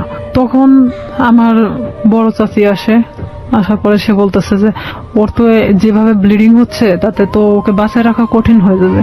তো আমার মা তো ডিম সিদ্ধ দিল, যে ডিম তো একটা শক্তিশালী জিনিস, দুধ ডিম আমারে খাওয়ানোর চেষ্টা করলো। তো আমি ওই মুহূর্তের জন্য খাইলাম, কারণ ওই মুহূর্তে আর আমার রুচিতে সমস্যা ছিল না। মানে আমার যে একটা খাবার প্রবলেম ছিল, এই প্রবলেমটা তখন ছিল না। পরে আমাকে তো হসপিটালে নিয়ে যাইতে চাইলো, কিন্তু আমি কোনো মতে হসপিটালে যাচ্ছি না। যে আমি যদি হসপিটালে যাই, আর ওই যে ডাক্তারের থেকে আমি ওষুধটা নিয়ে আসছি, ডাক্তার বলতে ডিসপেন্সারি থেকে, সেই ডিসপেন্সারিটা ছিল ঠিক হসপিটালের গেটের সামনেই। আমার কথা আমার মৃত্যু হয়ে যাক, কিন্তু আমি কখনোই হসপিটালে যাব না। আমি এক কথায় আমার মাকে বলেছিলাম যে না, ওখানে গেলে আমাকে ইনজেকশন দিবে। আমি মানে ওর সিরিঞ্জকে খুব ভয় পেতাম ছোট থেকেই। মা বলতে কি আমার সবাই জানতো যে আমি সিরিঞ্জ অনেক ভয় পাই। আমি বলতেছি না, ওখানে গেলে ডাক্তার আমাকে ধরে ইনজেকশন দিবে, আমি থাকতে পারবো না, আমি মারা যাবো। তার চেয়ে বরঞ্চ আমি এখানে মারা যাই। আমি কিছুতেই মানে হসপিটালে যেতে ইচ্ছুক না। পরে এর মধ্যে এক ডাক্তারকে নিয়ে আসা হলো, আমার বাবা গিয়ে নিয়ে আসলো। নিয়ে আসার পরে এখনো কিছু বলে নাই যে সেদিন কি বুঝতে পারছিল কিনা যে আমি কি করছি। সে বলতেছে এটা হঠাৎ করে হওয়ার তো কোনো মানেই হয় না, এটা আসলে টেস্ট করানো দরকার। তখন আমি বলতেছি না, আমি টেস্ট করাবো না। তো বলতেছে কেন? আমি বলতেছে যে আচ্ছা, এটা সিম্পল একটা জিনিস, দেখবা কাল ঠিক হয়ে গেছে। তখন আমার মা বলতেছে তোর প্রবলেমটা কি, তুই কেন এগুলোকে টেস্ট করাতে চাচ্ছিস না? তাই আমি বলছি হ্যাঁ ঠিক আছে, টেস্ট করাবো, কিন্তু আমাকে যদি কোনো ওষুধ দেয় আমি খাবো, কিন্তু আমাকে যদি কোনো ইনজেকশন দেওয়া হয় আমি কিন্তু নিব না। মানে তাদেরকে আমি শুধু ইনজেকশনের ভয়টা দেখাচ্ছিলাম। তো বলতেছে আচ্ছা ঠিক আছে। তো এর মধ্যে ওই ডাক্তার যে ব্লিডিং কমানোর জন্য যে ওষুধটা দিয়ে গেছে, এটাতেই আমার অনেকটা কাজ হয়েছে। মানে আমি সকালে ঘুম থেকে উঠে দেখি বলা চলে যে আমার ব্লিডিং নাই, মানে আমার কোনো ব্লাড বের হচ্ছে না। তখন আমি মাকে বললাম, মা আমার তো আর কোনো সমস্যা হচ্ছে না, তো আমার তো আর হসপিটালে যাওয়ার দরকার নেই। তো মা বলতেছে যে তাহলে তো ভালো হয়ে যাচ্ছিস, তাহলে এই ওষুধই খা। তো আমি ওইভাবেই প্রায় 1 মাসের মতো আমি অনেকটা অসুস্থ ছিলাম, মানে উঠে দাঁড়াতে পারতাম না, বসতে পারতাম না। তারপরেও মানে আমি দেখাচ্ছিলাম যে আমি অনেকটা সুস্থ, কিন্তু আমি শারীরিকভাবে ভিতর থেকে খুবই অসুস্থ ছিলাম। তখন আস্তে আস্তে যখন আমি আগের পর্যায়ে আবার ফেরত আসি, আমি সবকিছু ভুলে যাওয়ার চেষ্টা করি। কিন্তু শামীম আবারও যখন দেখলো যে আমি স্বাভাবিক ভালো মানুষ, নিজের মতো করে চলতে পারতেছি, তখন ও কি করলো, আমাকে আবার ফোন দেওয়া শুরু করলো। আমাকে আবার ফোন দেয়। আমি তখন এক ধরনের অনেক বকাবাজি করি, তুই আমাকে কখনো ফোন দিবি না। তখন আমি ওকে তুই তুকারি করে কথা বলতাম যে তুই আমাকে কখনো ফোন দিবি না, আর যদি ফোন দিস আমি এই বিষয়গুলো কিন্তু সবাইকে বলে দেবো। তখন ও বলে কি যে তুই কি বলবি, তোর যে ভিডিও আছে আমার কাছে এটা তুই জানিস। আমাকে ঠিক এইভাবে বলা হয় যে সেদিনকার ঘটনা যে আমার কাছে ভিডিও আছে আমার ফোনে, তুই কি এটা জানিস? আমি মানে ক্রমশ মানে নিজের সাথে মানে যুদ্ধ করতেছি মনে হচ্ছে আমার মধ্যে একটা গেরিলা যুদ্ধ শুরু হয়েছে। তখন আমি অনেকটা শর্ট হয়ে যাই যে আসলে এটা কি হচ্ছে, আমি কি একটা করে সমস্যা আমি এভাবে সমাধান করবো আর একটা করে সমস্যা আমার সামনে এসে দাঁড়াবে? আমি ওকে বলি যে শামীম, এটার বিনিময়ে তুমি কি চাও? আমাকে ভিডিওটা দিয়ে দিতে হবে। তো বলতেছে তার বিনিময়ে আমি যখন যেভাবে চাইবো তখন তোকে সেইভাবে আসতে হবে। আমি বলি এটা অসম্ভব, কারণ আমি যখন অনেকটা কষ্টের মধ্যে ছিলাম, প্রেগনেন্ট ছিলাম, তখন একটা বারের জন্য আমার পাশে এসে দাঁড়াও নাই। আমি এই জিনিসটাকে কিভাবে সমাধান করছি পুরোটা আমার নিজের মতো করে। সেখানে যদি একবারের জন্য ফ্ল্যাশ হতো তখন কি হতো? আসলে এখানে মূল উদ্দেশ্য আরেকটা ছিল যে ওকে না পছন্দ করার। ওর অনেক মেয়ের সাথে সম্পর্ক ছিল, যেটা আমি জানতাম, আমার ভাই অনেক সময় গল্প করতো, যার কারণে ওকে আমি অ্যাকসেপ্ট করতাম না। তাছাড়া এত কিছুর মাঝখানে আমি ওকে অ্যাকসেপ্ট করাটাই স্বাভাবিক ছিল, কিন্তু আমি ওর ঘটনা জানতাম যে ও এরকমই মানুষের সাথে করে, যার কারণে আমি ওকে পছন্দ করতাম না। তখন ও বলে কি, তুই যদি কালকে সকালে আমার বাসায় না আসিস, আমি তাহলে তো কিন্তু এই ভিডিওটা দেখবি যে কালকে বিকেলবেলা সবার হাতে চলে গেছে। আমি একবার ভাবতেছিলাম যে আমি কি আমার ফ্যামিলিকে কথাটা জানাবো, আবার এটাও ভাবতেছিলাম যে এটা কিভাবে সম্ভব আমি এই কথাগুলো তাদেরকে বলবো। আর আমার লাইফে তো আমার অনেক বড় হওয়ার দরকার, যেখানে আমি থেমে যাবো এখানেই। হয়তো আমার পড়াশোনা হবে না, হয়তো মানুষ আমাকে নিয়ে বিভিন্ন ধরনের কথা বলবে। আমি কিভাবে সম্ভব যে আমি সামনের দিকে আগাবো? তখন সবকিছু নিজেকে যেভাবেই হোক না কেন আমি বলি যে হ্যাঁ আমি তোমার কথা শুনবো, কিন্তু আমাকে ভিডিওটা দিয়ে দিতে হবে, কিন্তু কোনো কপি রাখা যাবে না। তো আমাকে বলে যে ঠিক আছে আমি দিয়ে দিব, কিন্তু কিছুদিন পর, আগে দেখি তোমার মতিগতিটা কি। তখন নেক্সট টাইম আমি ওর বাসাতে আরেকবার যাই, যাওয়ার পরে তখন আমি বিভিন্ন কৌশলে চেষ্টা করে ওর থেকে ভিডিও, আমি ওকে বোঝাতে চাই যে আসলে এক পর্যায়ে ওকে আমি পছন্দ করে ফেলছি। তখন ওকে আমি এভাবে বলি যে ঠিক আছে ভিডিওটা আমাকে দেখাও, আমি নিব না, বাট আমাকে দেখাও, প্রয়োজন হলে তুমি আরো ভিডিও করো, সমস্যা নেই, কারণ এখন আমি তোমাকে পছন্দ করি। আমি তাকে ঠিক এভাবে বোঝাচ্ছিলাম যে আমি ভিডিওটা যে কোনো কৌশলে নিতে চাচ্ছিলাম। তখন এক পর্যায়ে ওর বাসাতে আমি 2 থেকে 3 বার যখন যাই, যাওয়ার পরে ওর এক ধরনের হয়তো বিশ্বাস হয়ে যায় যে আমি হয়তো তাকে পছন্দ করি এখন। তখন সে কি করে, ভিডিওটা একদিন আমাকে দেখাচ্ছিল, মানে তো সেদিন ওর বাসাতে ওর মা আছে, কিন্তু আমি পিছন দরজা দিয়ে ঢুকছি, আমাকে কখনো ভিতরে কথা বলতে দিত না। তো ভিডিওটা যখন আমি দেখছিলাম, ওর মা তখন মানে রুমে নক করতেছিল, তখন ও আমাকে বলে কি যে তুমি ওই পাশে ওয়ার্ড্রোবের ওই পাশে দাঁড়াও, আমি দরজাটা খুলি। তখন ও ঠিক দরজাটা খুলে ওর মার সাথে কথা বলে, ও ফোনটা আমার কাছে রেখে চলে যায়। ওর মার সাথে যখন কথা বলতেছিল তখন আমি ফোন থেকে আমার মেমোরি কার্ডটা বের করে নিই, ও তখন আমি বুঝতে দেইনি, কিন্তু আমি জানতাম না যে ও সেটা কপি করে অন্য কোথাও রাখছে। মানে এটা যে শুধু ওর কাছে একটা না, কপি করে অন্যান্য জায়গাতে বসে রেখেছে। হ্যাঁ, অন্য অন্য ওর মেমোরি কার্ডেও ছিল। কত সালের ঘটনা এটা আপনারা? এটা ওই 2007-এর শেষে, 8-এর দিকে।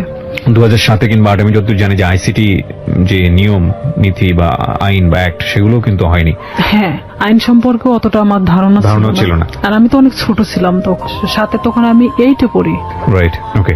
কপিটা নিয়ে আসার পরে ও তখন যখন মানে ফোনটা দেখছে যে ওর ফোনে মেমোরি কার্ড নাই, তখন আমি চলে আসার পরে দেখছে যে ওর ফোনে মেমোরি কার্ড নাই, তখন আমারে বলতেছে যে তুমি কি মনে করো নিজেকে খুব চালাক, আমাকে এভাবে বলতেছে। আমি বললাম কেন? তো বলতেছে যে তুমি মেমোরি কার্ডটা খুলে নিয়ে গেছো। আমি বললাম যে আমি তখন ঠিক এভাবেই বলি, আমি এটার অপেক্ষাতেই ছিলাম। তো বলতেছে তোমার ধারণা কি করে হলো যে আমার কাছে একটা থাকবে, আমি যেটা তোমাকে দেখাচ্ছিলাম সেটা কপি ছিল, আমাকে এইভাবে বললো। ও কি সত্যি সত্যি ভিডিওটা করেছিল? হ্যাঁ ছিল। ওকে।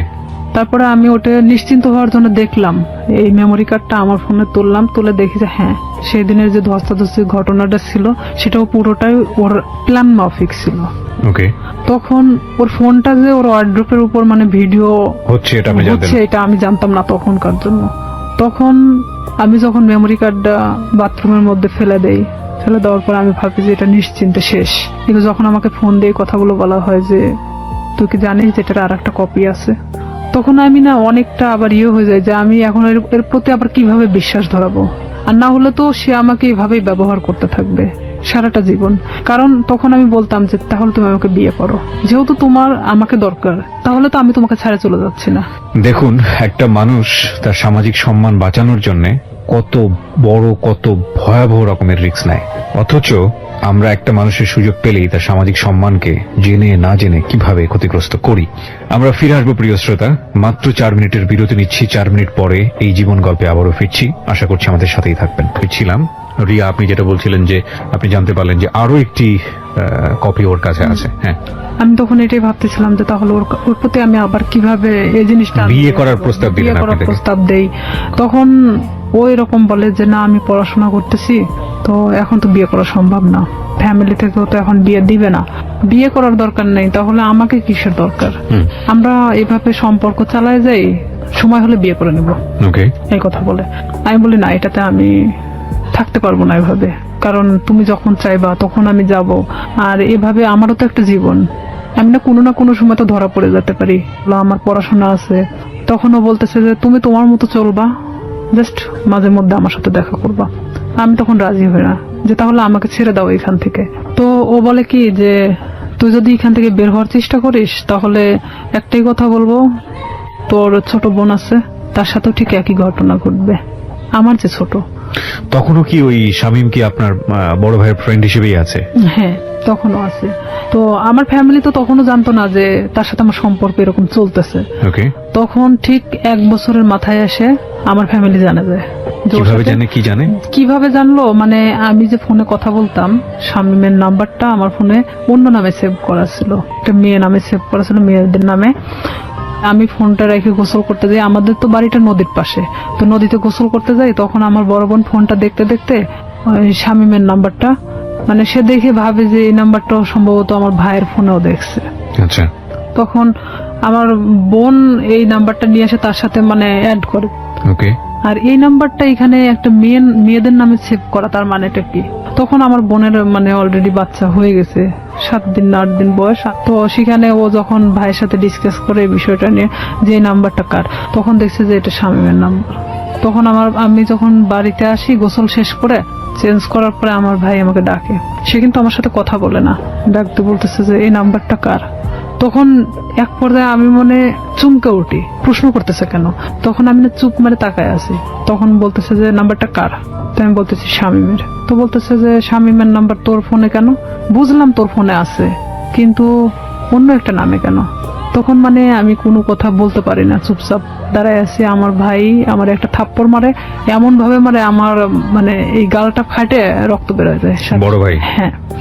তখন আমার মা ধরার পরে বলতেছে যে মারামারি বাদ দিয়ে আসলে ঘটনাটা কি হয়েছে সেটা জানে। রাইট। তখন আমার মা আমাকে জিজ্ঞেস করলো যে তার সাথে তোর কিসের সম্পর্ক। তো আমি তাদেরকে বললাম যে সে আমাকে পছন্দ করে, আমিও তাকে পছন্দ করি। ঠিক ব্যাপারটা নর্মালি বলে দিলাম। আসলে কি পছন্দ করতেন? এক পর্যায়ে এই 1 বছরের মধ্যে তার সাথে আমি এভাবে থাকতে এক ধরনের মায়া তৈরি হয়েছে, মানে পছন্দ হয়ে গেছে। যে আমি তো তাকে, সে আমাকে ছাড়তেছে না আর আমিও তার থেকে বের হতে পারতেছি না। তো আমি জানতাম যে আমার লাইফটা এভাবেই চলবে যতদিন হয়তো এখান থেকে সে আমাকে মুক্তি না দিচ্ছে কিংবা আমাকে বিয়ে না করতেছে। আর আমি তখন থেকে এটাই চিন্তা ভাবনা নিয়ে নিলাম যে যেভাবেই চলুক না কেন, যতদিন নিজের পায়ে মানে নিজে না দাঁড়াতে পারতেছি আমি প্রতিবাদ করব না এটা নিয়ে। তখন আমার ভাই আমাকে অনেক মারার পরে বলতেছে তুই জানিস ওর সম্পর্কে? আমি বললাম যে হ্যাঁ আমি জানি। তো বলতেছে যে কি জানিস তুই? তো বলতেছি যে ও যে অনেক মেয়ের সাথে সম্পর্ক ছিল কিন্তু এখন তো নাই। ও আমাকে সবকিছু বলছে। তো বলতেছে যে ওর যে এখনো রীতা নামে একটা মেয়ের সাথে সম্পর্ক আছে তুই জানিস? তো আমি বললাম যে হ্যাঁ আমি জানি। আমি কিন্তু কিছুই জানি না, তারপর আমি স্বীকার করতেছি যে হ্যাঁ জানি। তো বলতেছে যে তোকে কি বলছে? তো আমি বললাম যে হ্যাঁ তার সাথে নাকি সম্পর্ক ছিল এখন নাই। তো বলতেছে ও যে গত পরশুদিনও আমার সাথে গিয়ে দেখা করে আসলো রীতার সাথে, তোকে এই কথাটা বলছে? আমার ভাই কিন্তু নর্মালি আমাকে এভাবে জিজ্ঞেস করতেছে। তাই আমি বলতেছি হ্যাঁ আমাকে বলছে। তো আমি আসলে তাদের মধ্যে তাল পাকায় দিচ্ছিলাম এরকম যে শামীম যদি আমাকে বলে থাকে তাহলে রীতার সাথে কেন সম্পর্ক? তাহলে শামীম আমার সাথে তাহলে এ ধরনের কি ধরনের খেলা খেলতেছে? তখন আমার ভাই বলে যে তুই আরো একটা বিষয় শুনে রাখ, শামীমের সাথে তুই সম্পর্ক রাখিস না। যতই আমি তোকে মারধর করে যাই করি না কেন, তারপরেও তুই আমার বোন। ও আমাকে মারার জন্য তোকে বেছে নিছে। আমি বললাম কেন? তো বলতেছে যে একটা বিষয় নিয়ে ওর সাথে আমার গন্ডগোল হয়েছে, যার কারণে ও আমাকে এমন ভাবে মারতে চাচ্ছে যেটা মৃত মানুষের চেয়েও অন্যরকম একটা ইয়া। তো এখন আমি বলতেছি যে হ্যাঁ সেটা বিষয় আমি জানি। মানে এক কথায় আমি সবকিছু স্বীকার করতেছি যে আমি জানি। তখন এক পর্যায়ে আমি শুয়ে এটা ভাবতে থাকি যে আসলে আমার ভাইয়ের সাথে কি ঘটছে তারা। তখন আমি শামীমরে ফোন লাগাই বলি শামীম ভাইয়ের সাথে তোমার প্রবলেমটা কি? তো বলতেছে কি না তো কোনো প্রবলেম নেই। তাই আমি বললাম যে ভাই তো তোমার আমার বিষয় জানে গেছে, তো এইখানে এখন আমার মনে হয় যে বলে দেওয়াটা উচিত সবকিছু। তো বলতেছে যে না বলো না, এখানে সমস্যাটা হলো কি আমি তো পড়াশোনা করি, এখন যদি আমি তোমাকে বিয়ে করি, ও তখন এখন এক ধরনের নর্মালি মানে কথা বলতেছে, তোমাকে যদি আমি এখন বিয়ে করি তাহলে আমাকে কিন্তু গার্মেন্টসে থাকা ছাড়া উপায় হবে না, কারণ আমার ফ্যামিলি তোমাকে কখনোই মানে নেবে না। তারা চায় যে তার ছেলেকে বিয়ে দিবে একটা চাকরিজীবী মেয়ের সাথে। আমার রাগ ওঠে একটু যে তুই জানিস যে তোর ফ্যামিলি তোকে আমার সাথে বিয়ে দিবে না, এটা আমিও জানতাম, তাহলে আমার সাথে এটা করার দরকার ছিল কি? এক পর্যায়ে তার সাথে আমার অনেক রাগারাগি হয়। এটা 2008 সালের ঘটনা। তারপরে শামীম এক পর্যায়ে আমার সাথে একটা ব্রেকআপ সৃষ্টি করে। সে চাচ্ছিল যে আমি তার থেকে দূরে সরে যাই, আর আমিও তখন এক পর্যায়ে চাচ্ছিলাম যে আমি যে কোনো মূল্যে ওকে চাই। সে আমার জীবনটাকে নিয়ে এভাবে খেলতে পারে না, কারণ আমার ফ্যামিলি তখন জেনে গেছে যে তার সাথে আমার সম্পর্ক চলতেছে। তখন এক পর্যায়ে আমি আমার ফ্যামিলির সাথেও যুদ্ধ করি, আর এদিকে ও আমাকে কিন্তু যতটাই ভালোবাসুক না কেন আমার ফ্যামিলি থেকেও দূরে সরায় দিছে। দেখা যাচ্ছে আমার ফ্যামিলির বিষয়ে অনেক কথা বলে যে তোমার ভাই আমার থেকে দূরে সরানোর জন্য তোমাকে এই ধরনের হয়তো খারাপ কথা বলে আমার সম্পর্কে। তো আমি দেখতাম যে অবশ্যই আমার ভালোবাসার সম্পর্ক ফাটল ধরানোর জন্য তারা হয়তো এই ধরনের তার খারাপ বিষয়গুলো তুলে ধরে। তো এক পর্যায়ে আমার ফ্যামিলির সাথে কথা বলা বন্ধ করে দেই আমি। 2011 সালে ওর সাথে আমার ফুললি ব্রেকআপ হয়ে যায়। মানে ওর সাথে আমার কোনো প্রকার যোগাযোগ নেই। আর হঠাৎ করে মানে ও ফোনটা নক করে দিছে, কোনোভাবে খুঁজে পাওয়া যাচ্ছে না, মানে আমি অন্তত ওকে খুঁজে পাচ্ছি না। এক পর্যায়ে এলাকার এর মধ্যে সবাই জানে গেছে যে শামীমের সাথে আমার সম্পর্ক, কিন্তু এই যে পূর্বে যে ঘটনাটা যে সম্পর্কটা সৃষ্টি হলো কোথার থেকে এটা কিন্তু কেউই জানতো না। ব্রেকআপের পরে আমি দিশেহারা হয়ে যাই যে আমি এখন কি করব। তখন এর মধ্যে 2010 সালে তো আমি এসএসসি পাস করছি। অলওয়েজ সময় নিয়োগপত্র দেখে থাকি যে কখন কোথায় নিয়োগ দিচ্ছে। এক পর্যায়ে দেখি যে হ্যাঁ পুলিশে নিয়োগ দিচ্ছে, কিন্তু আমার বয়স হয়নি, 18 বছর পূর্ণ হয়নি। দিশেহারার মতো আমি একজন ঘুরি, এবং ঘুরতে ঘুরতে এক পর্যায়ে আমি ভাবি যে না, আমার একমাত্র এখন বাঁচার উপায় আমার নিজেকে চালানোর মতো একটা লাইফ তৈরি করতে হবে। জি। 2012 সালের সেপ্টেম্বরের দিকে একটা নিয়োগ হয় পুলিশ ডিপার্টমেন্টে। এর মধ্যে কিন্তু শামীমের সাথে আমার কোনো প্রকার যোগাযোগ নেই, কোনো প্রকার সম্পর্ক নাই আর। ওকে, কিন্তু মনের মধ্যে ভয়টা কাজ করে, না জানি কখন ভিডিওটা পাবলিশ করে দেয়, তাই কি? নাকি ও ভিডিওটা? হ্যাঁ, ভিডিওটার বিষয়টাও ছিল। আর একটা কথা যে এক পর্যায়ে আমি ওকে ভালোবেসে ফেলছিলাম। আর একটা বিষয় যে আমার এটা চিন্তা ছিল যে তুই যদি ভিডিওটা ফ্ল্যাশ করিস, অন্তত আমি তোর গলায় ঝুলে যাব। আমি জানতাম যে তারপরে পাবলিসিটিতে এটা দেখাবে না। ঠিক আছে, তো ওর গলায় ঝুললে আমার কোনো আপত্তি নাই, ও যদি পরে তো তখন তো করবে। আমি পুরোটাই এখন ওর গলায় ঝুলার জন্য মানে প্রস্তুত। এই জন্যই বলি জীবন নাটকের চেয়েও নাটকীয়। আমরা যে সরল রৈখিক চিন্তাটা করছিলাম, চিন্তা করে দেখুন এই যে ভিডিওটা নিয়ে স্বাভাবিকভাবে আমাদের যে চিন্তাটা, এবং এই চিন্তার সাথে ওর চিন্তারও একটা মিল আমরা পাচ্ছিলাম, কিন্তু কিভাবে এটা টুইস্ট করলো। হিন্দি সিরিয়াল আসলে দেখার দরকার নাই। আমার মনে হয় যে নিজের এক একটা এরকম জীবন গল্প যদি জানা যায়, এটা সিরিয়ালের চেয়ে অনেক ভয়াবহ কিছু। ওকে, এটা ভাবতেছি যে ওর গলায় ঝুলে দেবো। তখন ও চাচ্ছে কি যে ভিডিওটা আমি কখনো ফ্ল্যাশ করবো না। ও নিজে নিজেই মানে ভিডিওটাকে শেষ করে দিছে, এমনকি আমার নাম্বার টাম্বার সবকিছু ওর থেকে শেষ করে দিছে। এক পর্যায়ে ওর নাম্বার টাম্বার যখন সব চেঞ্জ করে নিছে, তখন তো ওর সাথে কোনো যোগাযোগের কোনো ইয়ে নাই আমার। আমি তখন দিশেহারা একটা ইয়ে যে আমাকে এখন আমার লাইফের দিকে আগাতে হবে, যেভাবে হোক আমি একটা সরকারি চাকরি করব। 2012 সালে যখন এই সেপ্টেম্বরের দিকে এই নিয়োগটা হয়, আমার ভাই চাচ্ছিল না যে আমি পুলিশ ডিপার্টমেন্টে আসি, কারণ ও অনেক আগেই কিন্তু ডিপার্টমেন্টে যোগদান করছে। আমার ভাই না চাওয়ার কারণ একটাই, সে চাচ্ছিল যে আমি যদি পুলিশে ঢুকি নিশ্চিত আমি শামীমকে বিয়ে করব। আর আমার ভাই কোনো মতেই শামীমকে মানে নিতে পারতেছিল না। তাতে আমাকে ত্যায্য করতে তারা রাজি আছে, কিন্তু শামীমকে কোনো মতে তারা মানতেছে না, কারণ ও এর আগেও আমার ভাইয়ের জানা মতো অনেক মেয়ের সাথে এই ধরনের ঘটনা ঘটাইছে। কিন্তু আমার সাথে কি ঘটনাটা ঘটছে এটা তো আমার ফ্যামিলির এমনকি কেউই জানতো না। তখন আমার বাবাকে বললাম যে অমুক দিন তো নিয়োগ, তা আমি তো দাঁড়াতে চাচ্ছি। তো আমার বাবা বলতেছে যে আমার ভাইয়ের নাম তো বলতেছে পছন্দ করে না, আর এটা যদি আমি দাঁড়াতে সম্মতি দেই তাহলে দেখা যাবে যে এটা নিয়ে অনেক বাড়িতে এক ধরনের মারামারি শুরু হয়ে যাবে। তাই আমি বললাম যে যা হয় হবে, আপনি যদি আমাকে টাকা দেন দিবেন, না দিলে আমি এমনিতেই যাব, কারণ আমার তো কোনো লোক ধরা নাই, আমি শুধু যাবো এই টাকাটাই চাচ্ছিলাম। তখন আমার বাবা আমাকে 2000 টাকা দেয়, আমি ওই টাকা নিয়ে পাবনা চলে যাই দাঁড়াতে। এক ইয়েতে আমাকে সিলেক্ট করে, কারণ আমি 5 ফিট 9 ইঞ্চি আর আমি একটা স্ট্রং বডির মানুষ। তো দেখার পরে আমাকে সবার পিছন থেকে নিয়ে যাওয়া হয়, ওখানে মাপে ওয়েটে সবকিছু দেখে আমি ঠিক হই। মেডিকেলেও দেখা যাচ্ছে আমার কোনো প্রকার সমস্যা নাই। যাই হোক, চাকরিটা হয় আপনার শেষ পর্যন্ত? হয়। তারপরে আমার চাকরিটা হয়, ওখান থেকে আমি বাড়িতে আসি। বাড়িতে আসার ঠিক আধা ঘন্টা 1 ঘন্টা পরে আমার ফোনে ফোন আসে একটা আনোয়ার নাম্বার থেকে। ফোন আসার পরে ওটাই ছিল শামীমের নাম্বার। তখন শামীম আমাকে বলতেছে যে শুনলাম তোমার নাকি চাকরি হয়েছে। তাই আমি বললাম হ্যাঁ। তো আমি বললাম যে এতদিন পর আমাকে আবার খোঁজ নেওয়া। তো বলতেছে আসলে আমি অনেক সমস্যার মধ্যে ছিলাম, আমার প্রত্যেকটা ফোন আমার ফ্যামিলি কেড়ে নিয়েছিল। মানে এটা কিন্তু পুরোটাই মিথ্যা কথা।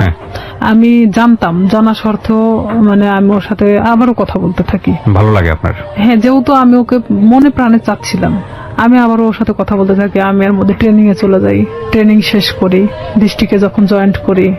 এর মধ্যে ব্যারাক সিস্টেম, ব্যারাকে কিন্তু আমরা একটা ব্যারাকে অনেক মানুষ থাকি, সেখানে আপনি ফোন এখানে রেখে যেতে পারেন, বাথরুমে যাচ্ছেন, কোনো একটা কাজে বাইরে যাচ্ছেন, ফোনটা রেখে গেছেন। তো এখানে আমার পাশের বেডের একটা মেয়ে এই শামীমের নাম্বারটা নিছে, আমি জানতাম না।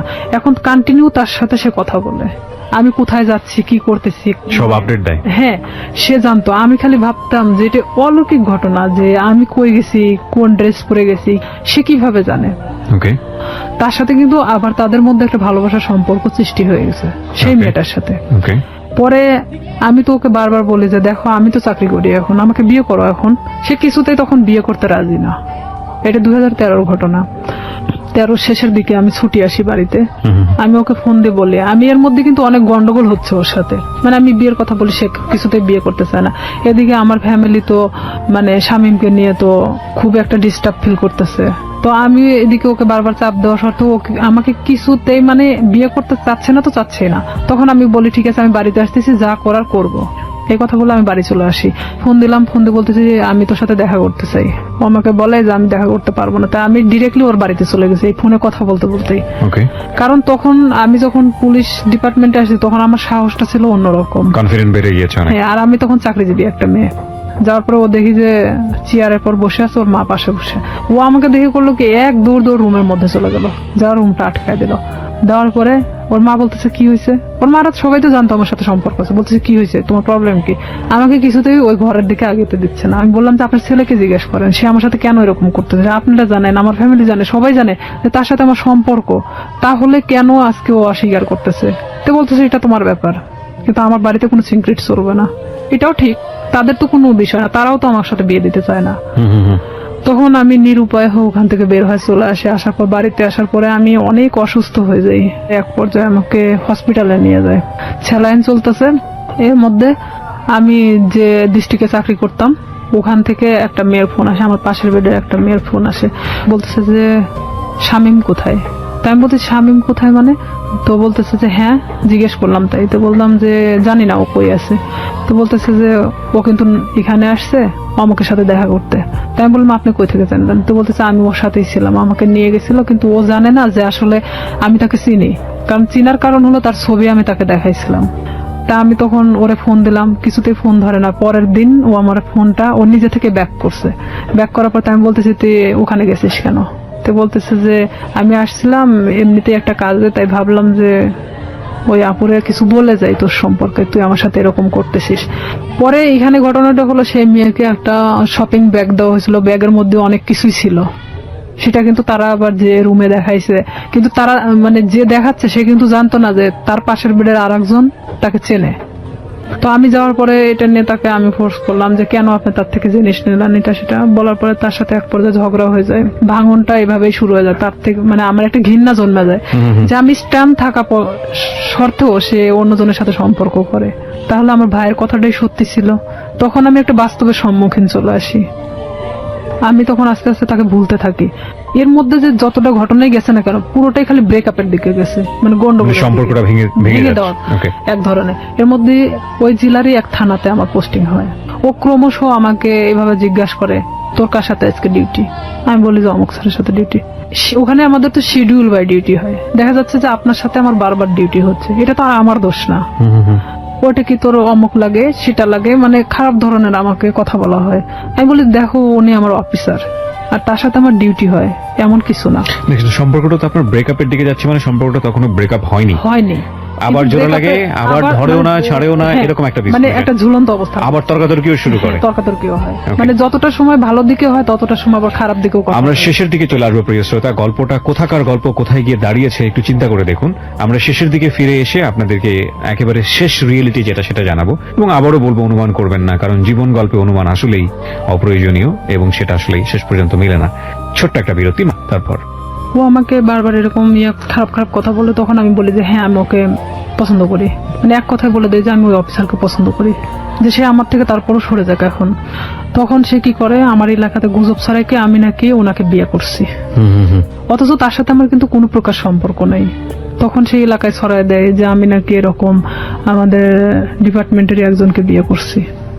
এই লোকও আস্তে আস্তে এই জিনিসটা জানা যায় যে সে এরকম বিয়ে করতেছে, কারণ তার সাথে আমি অনেক বিষয় নিয়ে ডিসকাস করতাম আগে থেকেই। তখন এই ব্যাপারটা এমন ভাবে দাঁড়ায় যায়, সে আমার এলাকার মধ্যে এমন ভাবে গুজব ছড়ায় দেয়। তখন ওর বিষয়ে আমি বাড়িতে এসে আমার ফ্যামিলিকে পুরো ঘটনা তখন বলি। বলার পরে আমরা থানাতে যাই। থানাতে গিয়ে আমাদের যে অফিসার আছে অফিসারের সাথে কথা বলে এটা বিষয়ে আমরা একটা পদক্ষেপ নেই।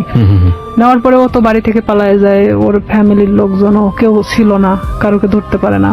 পরে শামীমকে ফোন দেওয়া হয়, মানে স্যার ফোন দেয়, ফোন দিয়ে বলে থানায় আসার জন্য। তো সে এক কথায় যে সে নিরুদ্দেশ্যে, জীবনেও মানে তাকে ধরা ছোঁয়ার বাহিরে, এক কথায় এরকম। আপনি কি মামলাটা করেন নাকি শুধুমাত্র মামলা হয়? জিডি করি। জিডি করেন আপনি? আচ্ছা। আমার কথা যে সে আমার জীবন থেকে সরে গেছে, চলে যাক, সমস্যা নেই, অন্যের উপর দোষ চাপাচ্ছে কেন।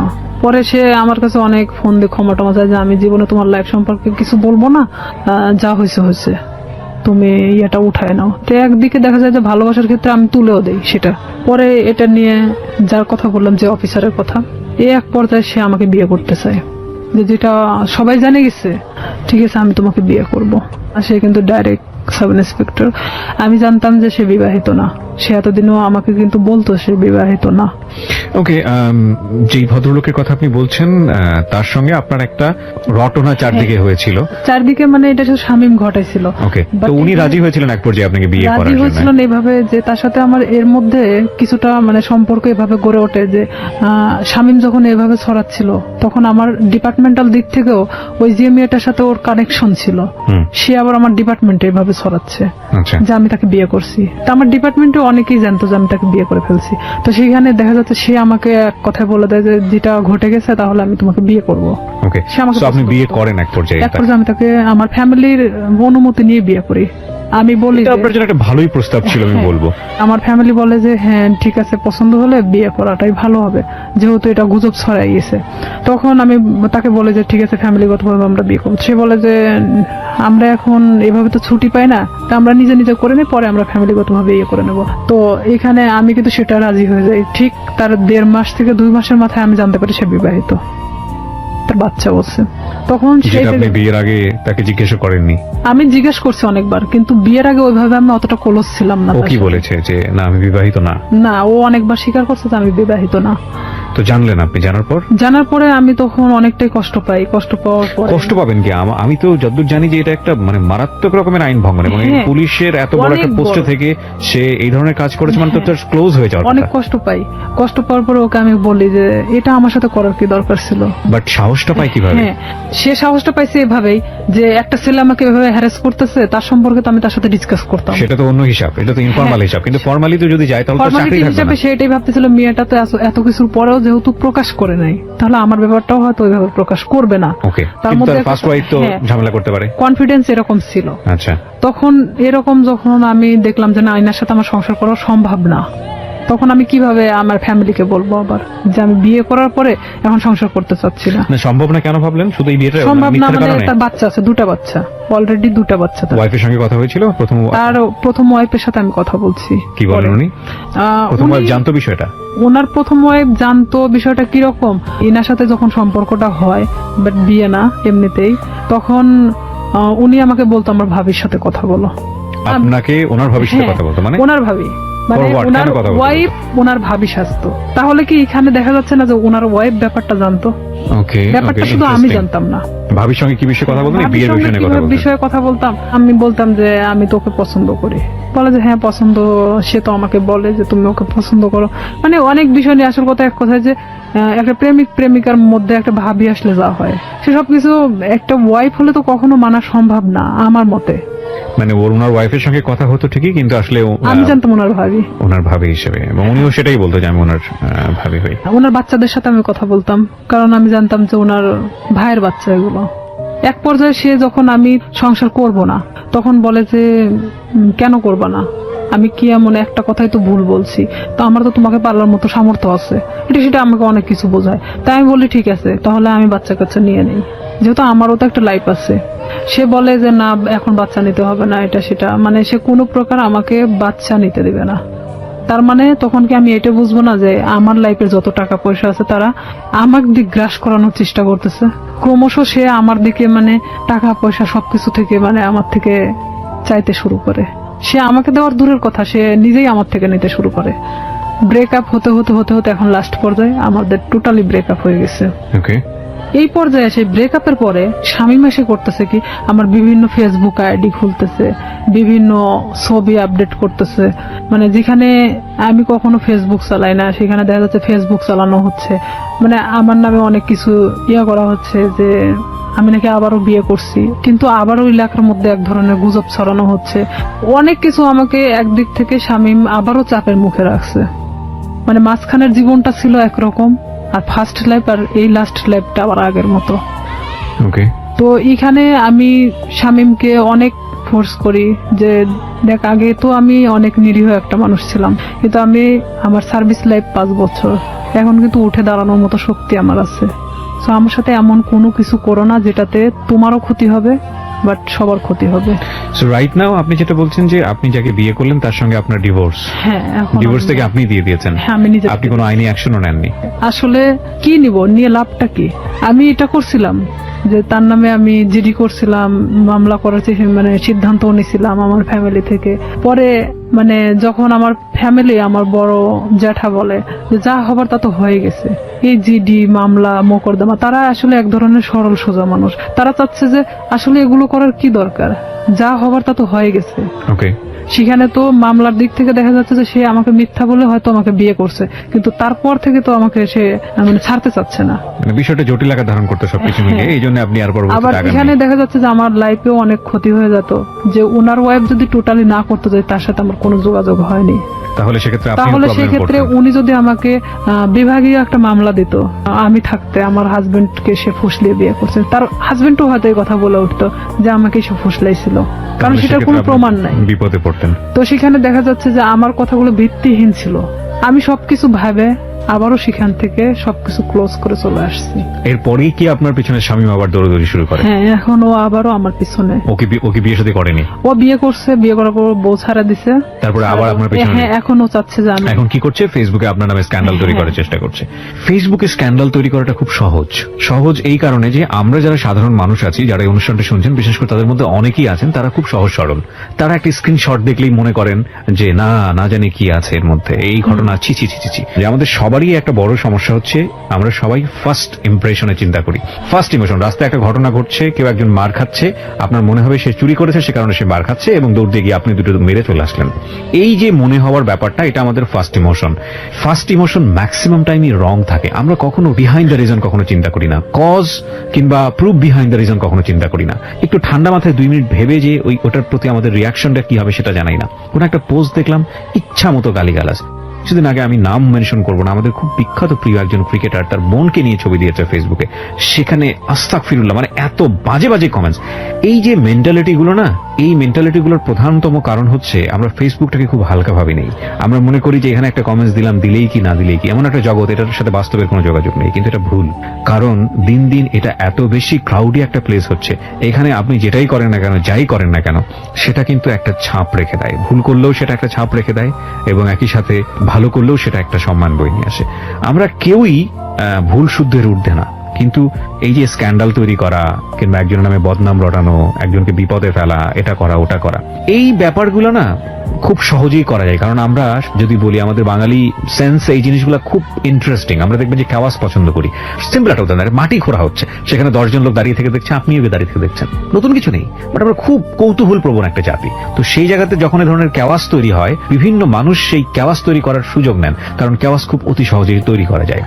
তো এই ফেসবুকে স্ক্যান্ডাল করাটা খুবই ইজি, এবং স্ক্যান্ডাল করে ফায়দাও খুব সহজভাবে নেওয়া যায় আর কি।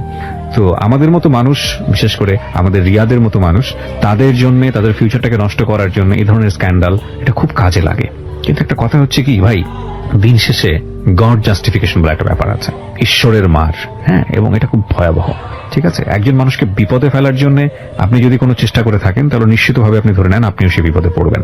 আপনি মূলত আজকের এই অনুষ্ঠানে এসেছেন আপনার এই কথাগুলো খুলে বলার জন্য। আপনি একজন ভিকটিম, এবং আপনি যাদের হাতে আইন শৃঙ্খলা রক্ষা করার কাজ, তাদের মধ্যে কাজ করেও আপনি একজন ভিকটিম। আমি একজন victim। এবং আপনার পুরো পরিচয়টা আমি এখানে গোপন রেখেছি। আপনার যে নাম আপনি ব্যবহার করেছেন সেটা ছদ্মনাম আমি বললাম, এবং বাকি যাদের সঙ্গে ওনার সম্পর্ক, তাদের কাউকে আমরা এখানে ফ্ল্যাশ করিনি বা এক্সপোজ করিনি। তার প্রধানতম কারণ হচ্ছে আমাদের সামাজিক অবস্থা। প্রচন্ড সম্মান আছে আমাদের যে পুলিশ বাহিনী, তাদের চেষ্টার প্রতি, তাদেরকে আমি রেসপেক্ট করি আমাদের এই অনুষ্ঠান থেকে। সেখান থেকে এসে আপনি সৎ সাহস নিয়ে আজকে এখানে এই বিষয়গুলো বলে গেলেন, এবং আপনি লাস্টে এই কথাটাও বললেন যে শামীমকে বিরত থাকার জন্য, নইলে আপনি বাধ্য হবেন কোন একটা অ্যাকশন নেবার জন্য। অ্যাকশন নিব বলতে নিছি তো অলরেডি অ্যাকশন নিয়ে নিয়েছে। অলরেডি ও আমাকে এমন ভাবে হ্যারাস করতেছে, দেখা যাচ্ছে 2 টাকার নোটের উপর আমার নাম্বার, বিভিন্ন জায়গা থেকে আমাকে ফোন দিচ্ছে। ফোন দিয়ে বলবে কি, কয় টাকা দরকার, কয় টাকা দিয়ে থাকবেন, মানে এই ধরনের আমাকে কমেন্টস করা হচ্ছে। কি অ্যাকশন নিয়েছেন আপনি? ঈদের পরের দিন থানাতে যাওয়ার পরে আমি স্যারকে সব কথা খুলে বলি, মানে আবারও সেই জিডি করা হয়। জিডি মামলা করেন? মামলা আমি আসলে করতে চাই না, যে মামলা করলে আমাকেও যেতে হবে তারিখে বেল পাই যাবে, ও ঠিকই আবার আগের মতো আরো হয়তো ভয়ঙ্কর হতে পারে। তো আমি সাধারণ জিডি করছি এর কারণে যে ওকে বোঝানোর জন্য। তো এখন জিডির কোনো অ্যাকশন কি হয়েছে? হ্যাঁ, আমি ওনার সঙ্গেই ওদের বাড়িতে আসি, মানে আমাকে দেখার পরেই ও বের হয়ে চলে যায়, মানে এমন ভাবে বের হয়ে চলে যায়, ওকে মানে আমি যে দেখা দিচ্ছি দিতে দিতে ও মানে মোটরসাইকেল নিয়ে টান দিয়ে চলে যায়। আচ্ছা, এখানে জিডিটার বিষয়টা আমি যত জানি জিডিটা একসময় এনকোয়ারি হয় এবং এটা যদি সত্যতা পায় তাহলে অটোমেটিক্যালি মামলায় রূপ নেয়। মামলার রূপ নেয়, কিন্তু এটা ঘটনাটা হলো কি যে আমি স্যারকে এভাবেও বলছিলাম যে যেহেতু আমার লাইফের পিছনের ঘটনাগুলোতে আমি কোনো অ্যাকশন নেইনি, তো আমি চাচ্ছিলাম যে শুধু এখান থেকে বিরত করার জন্য। এখানে যেহেতু আমার ফ্যামিলি কিন্তু এখন আমার পাশে নেই, এক পর্যায়ে আমি ডিভোর্সের পরে পুরোটাই আমার ফ্যামিলি থেকে ভিন্ন আছি।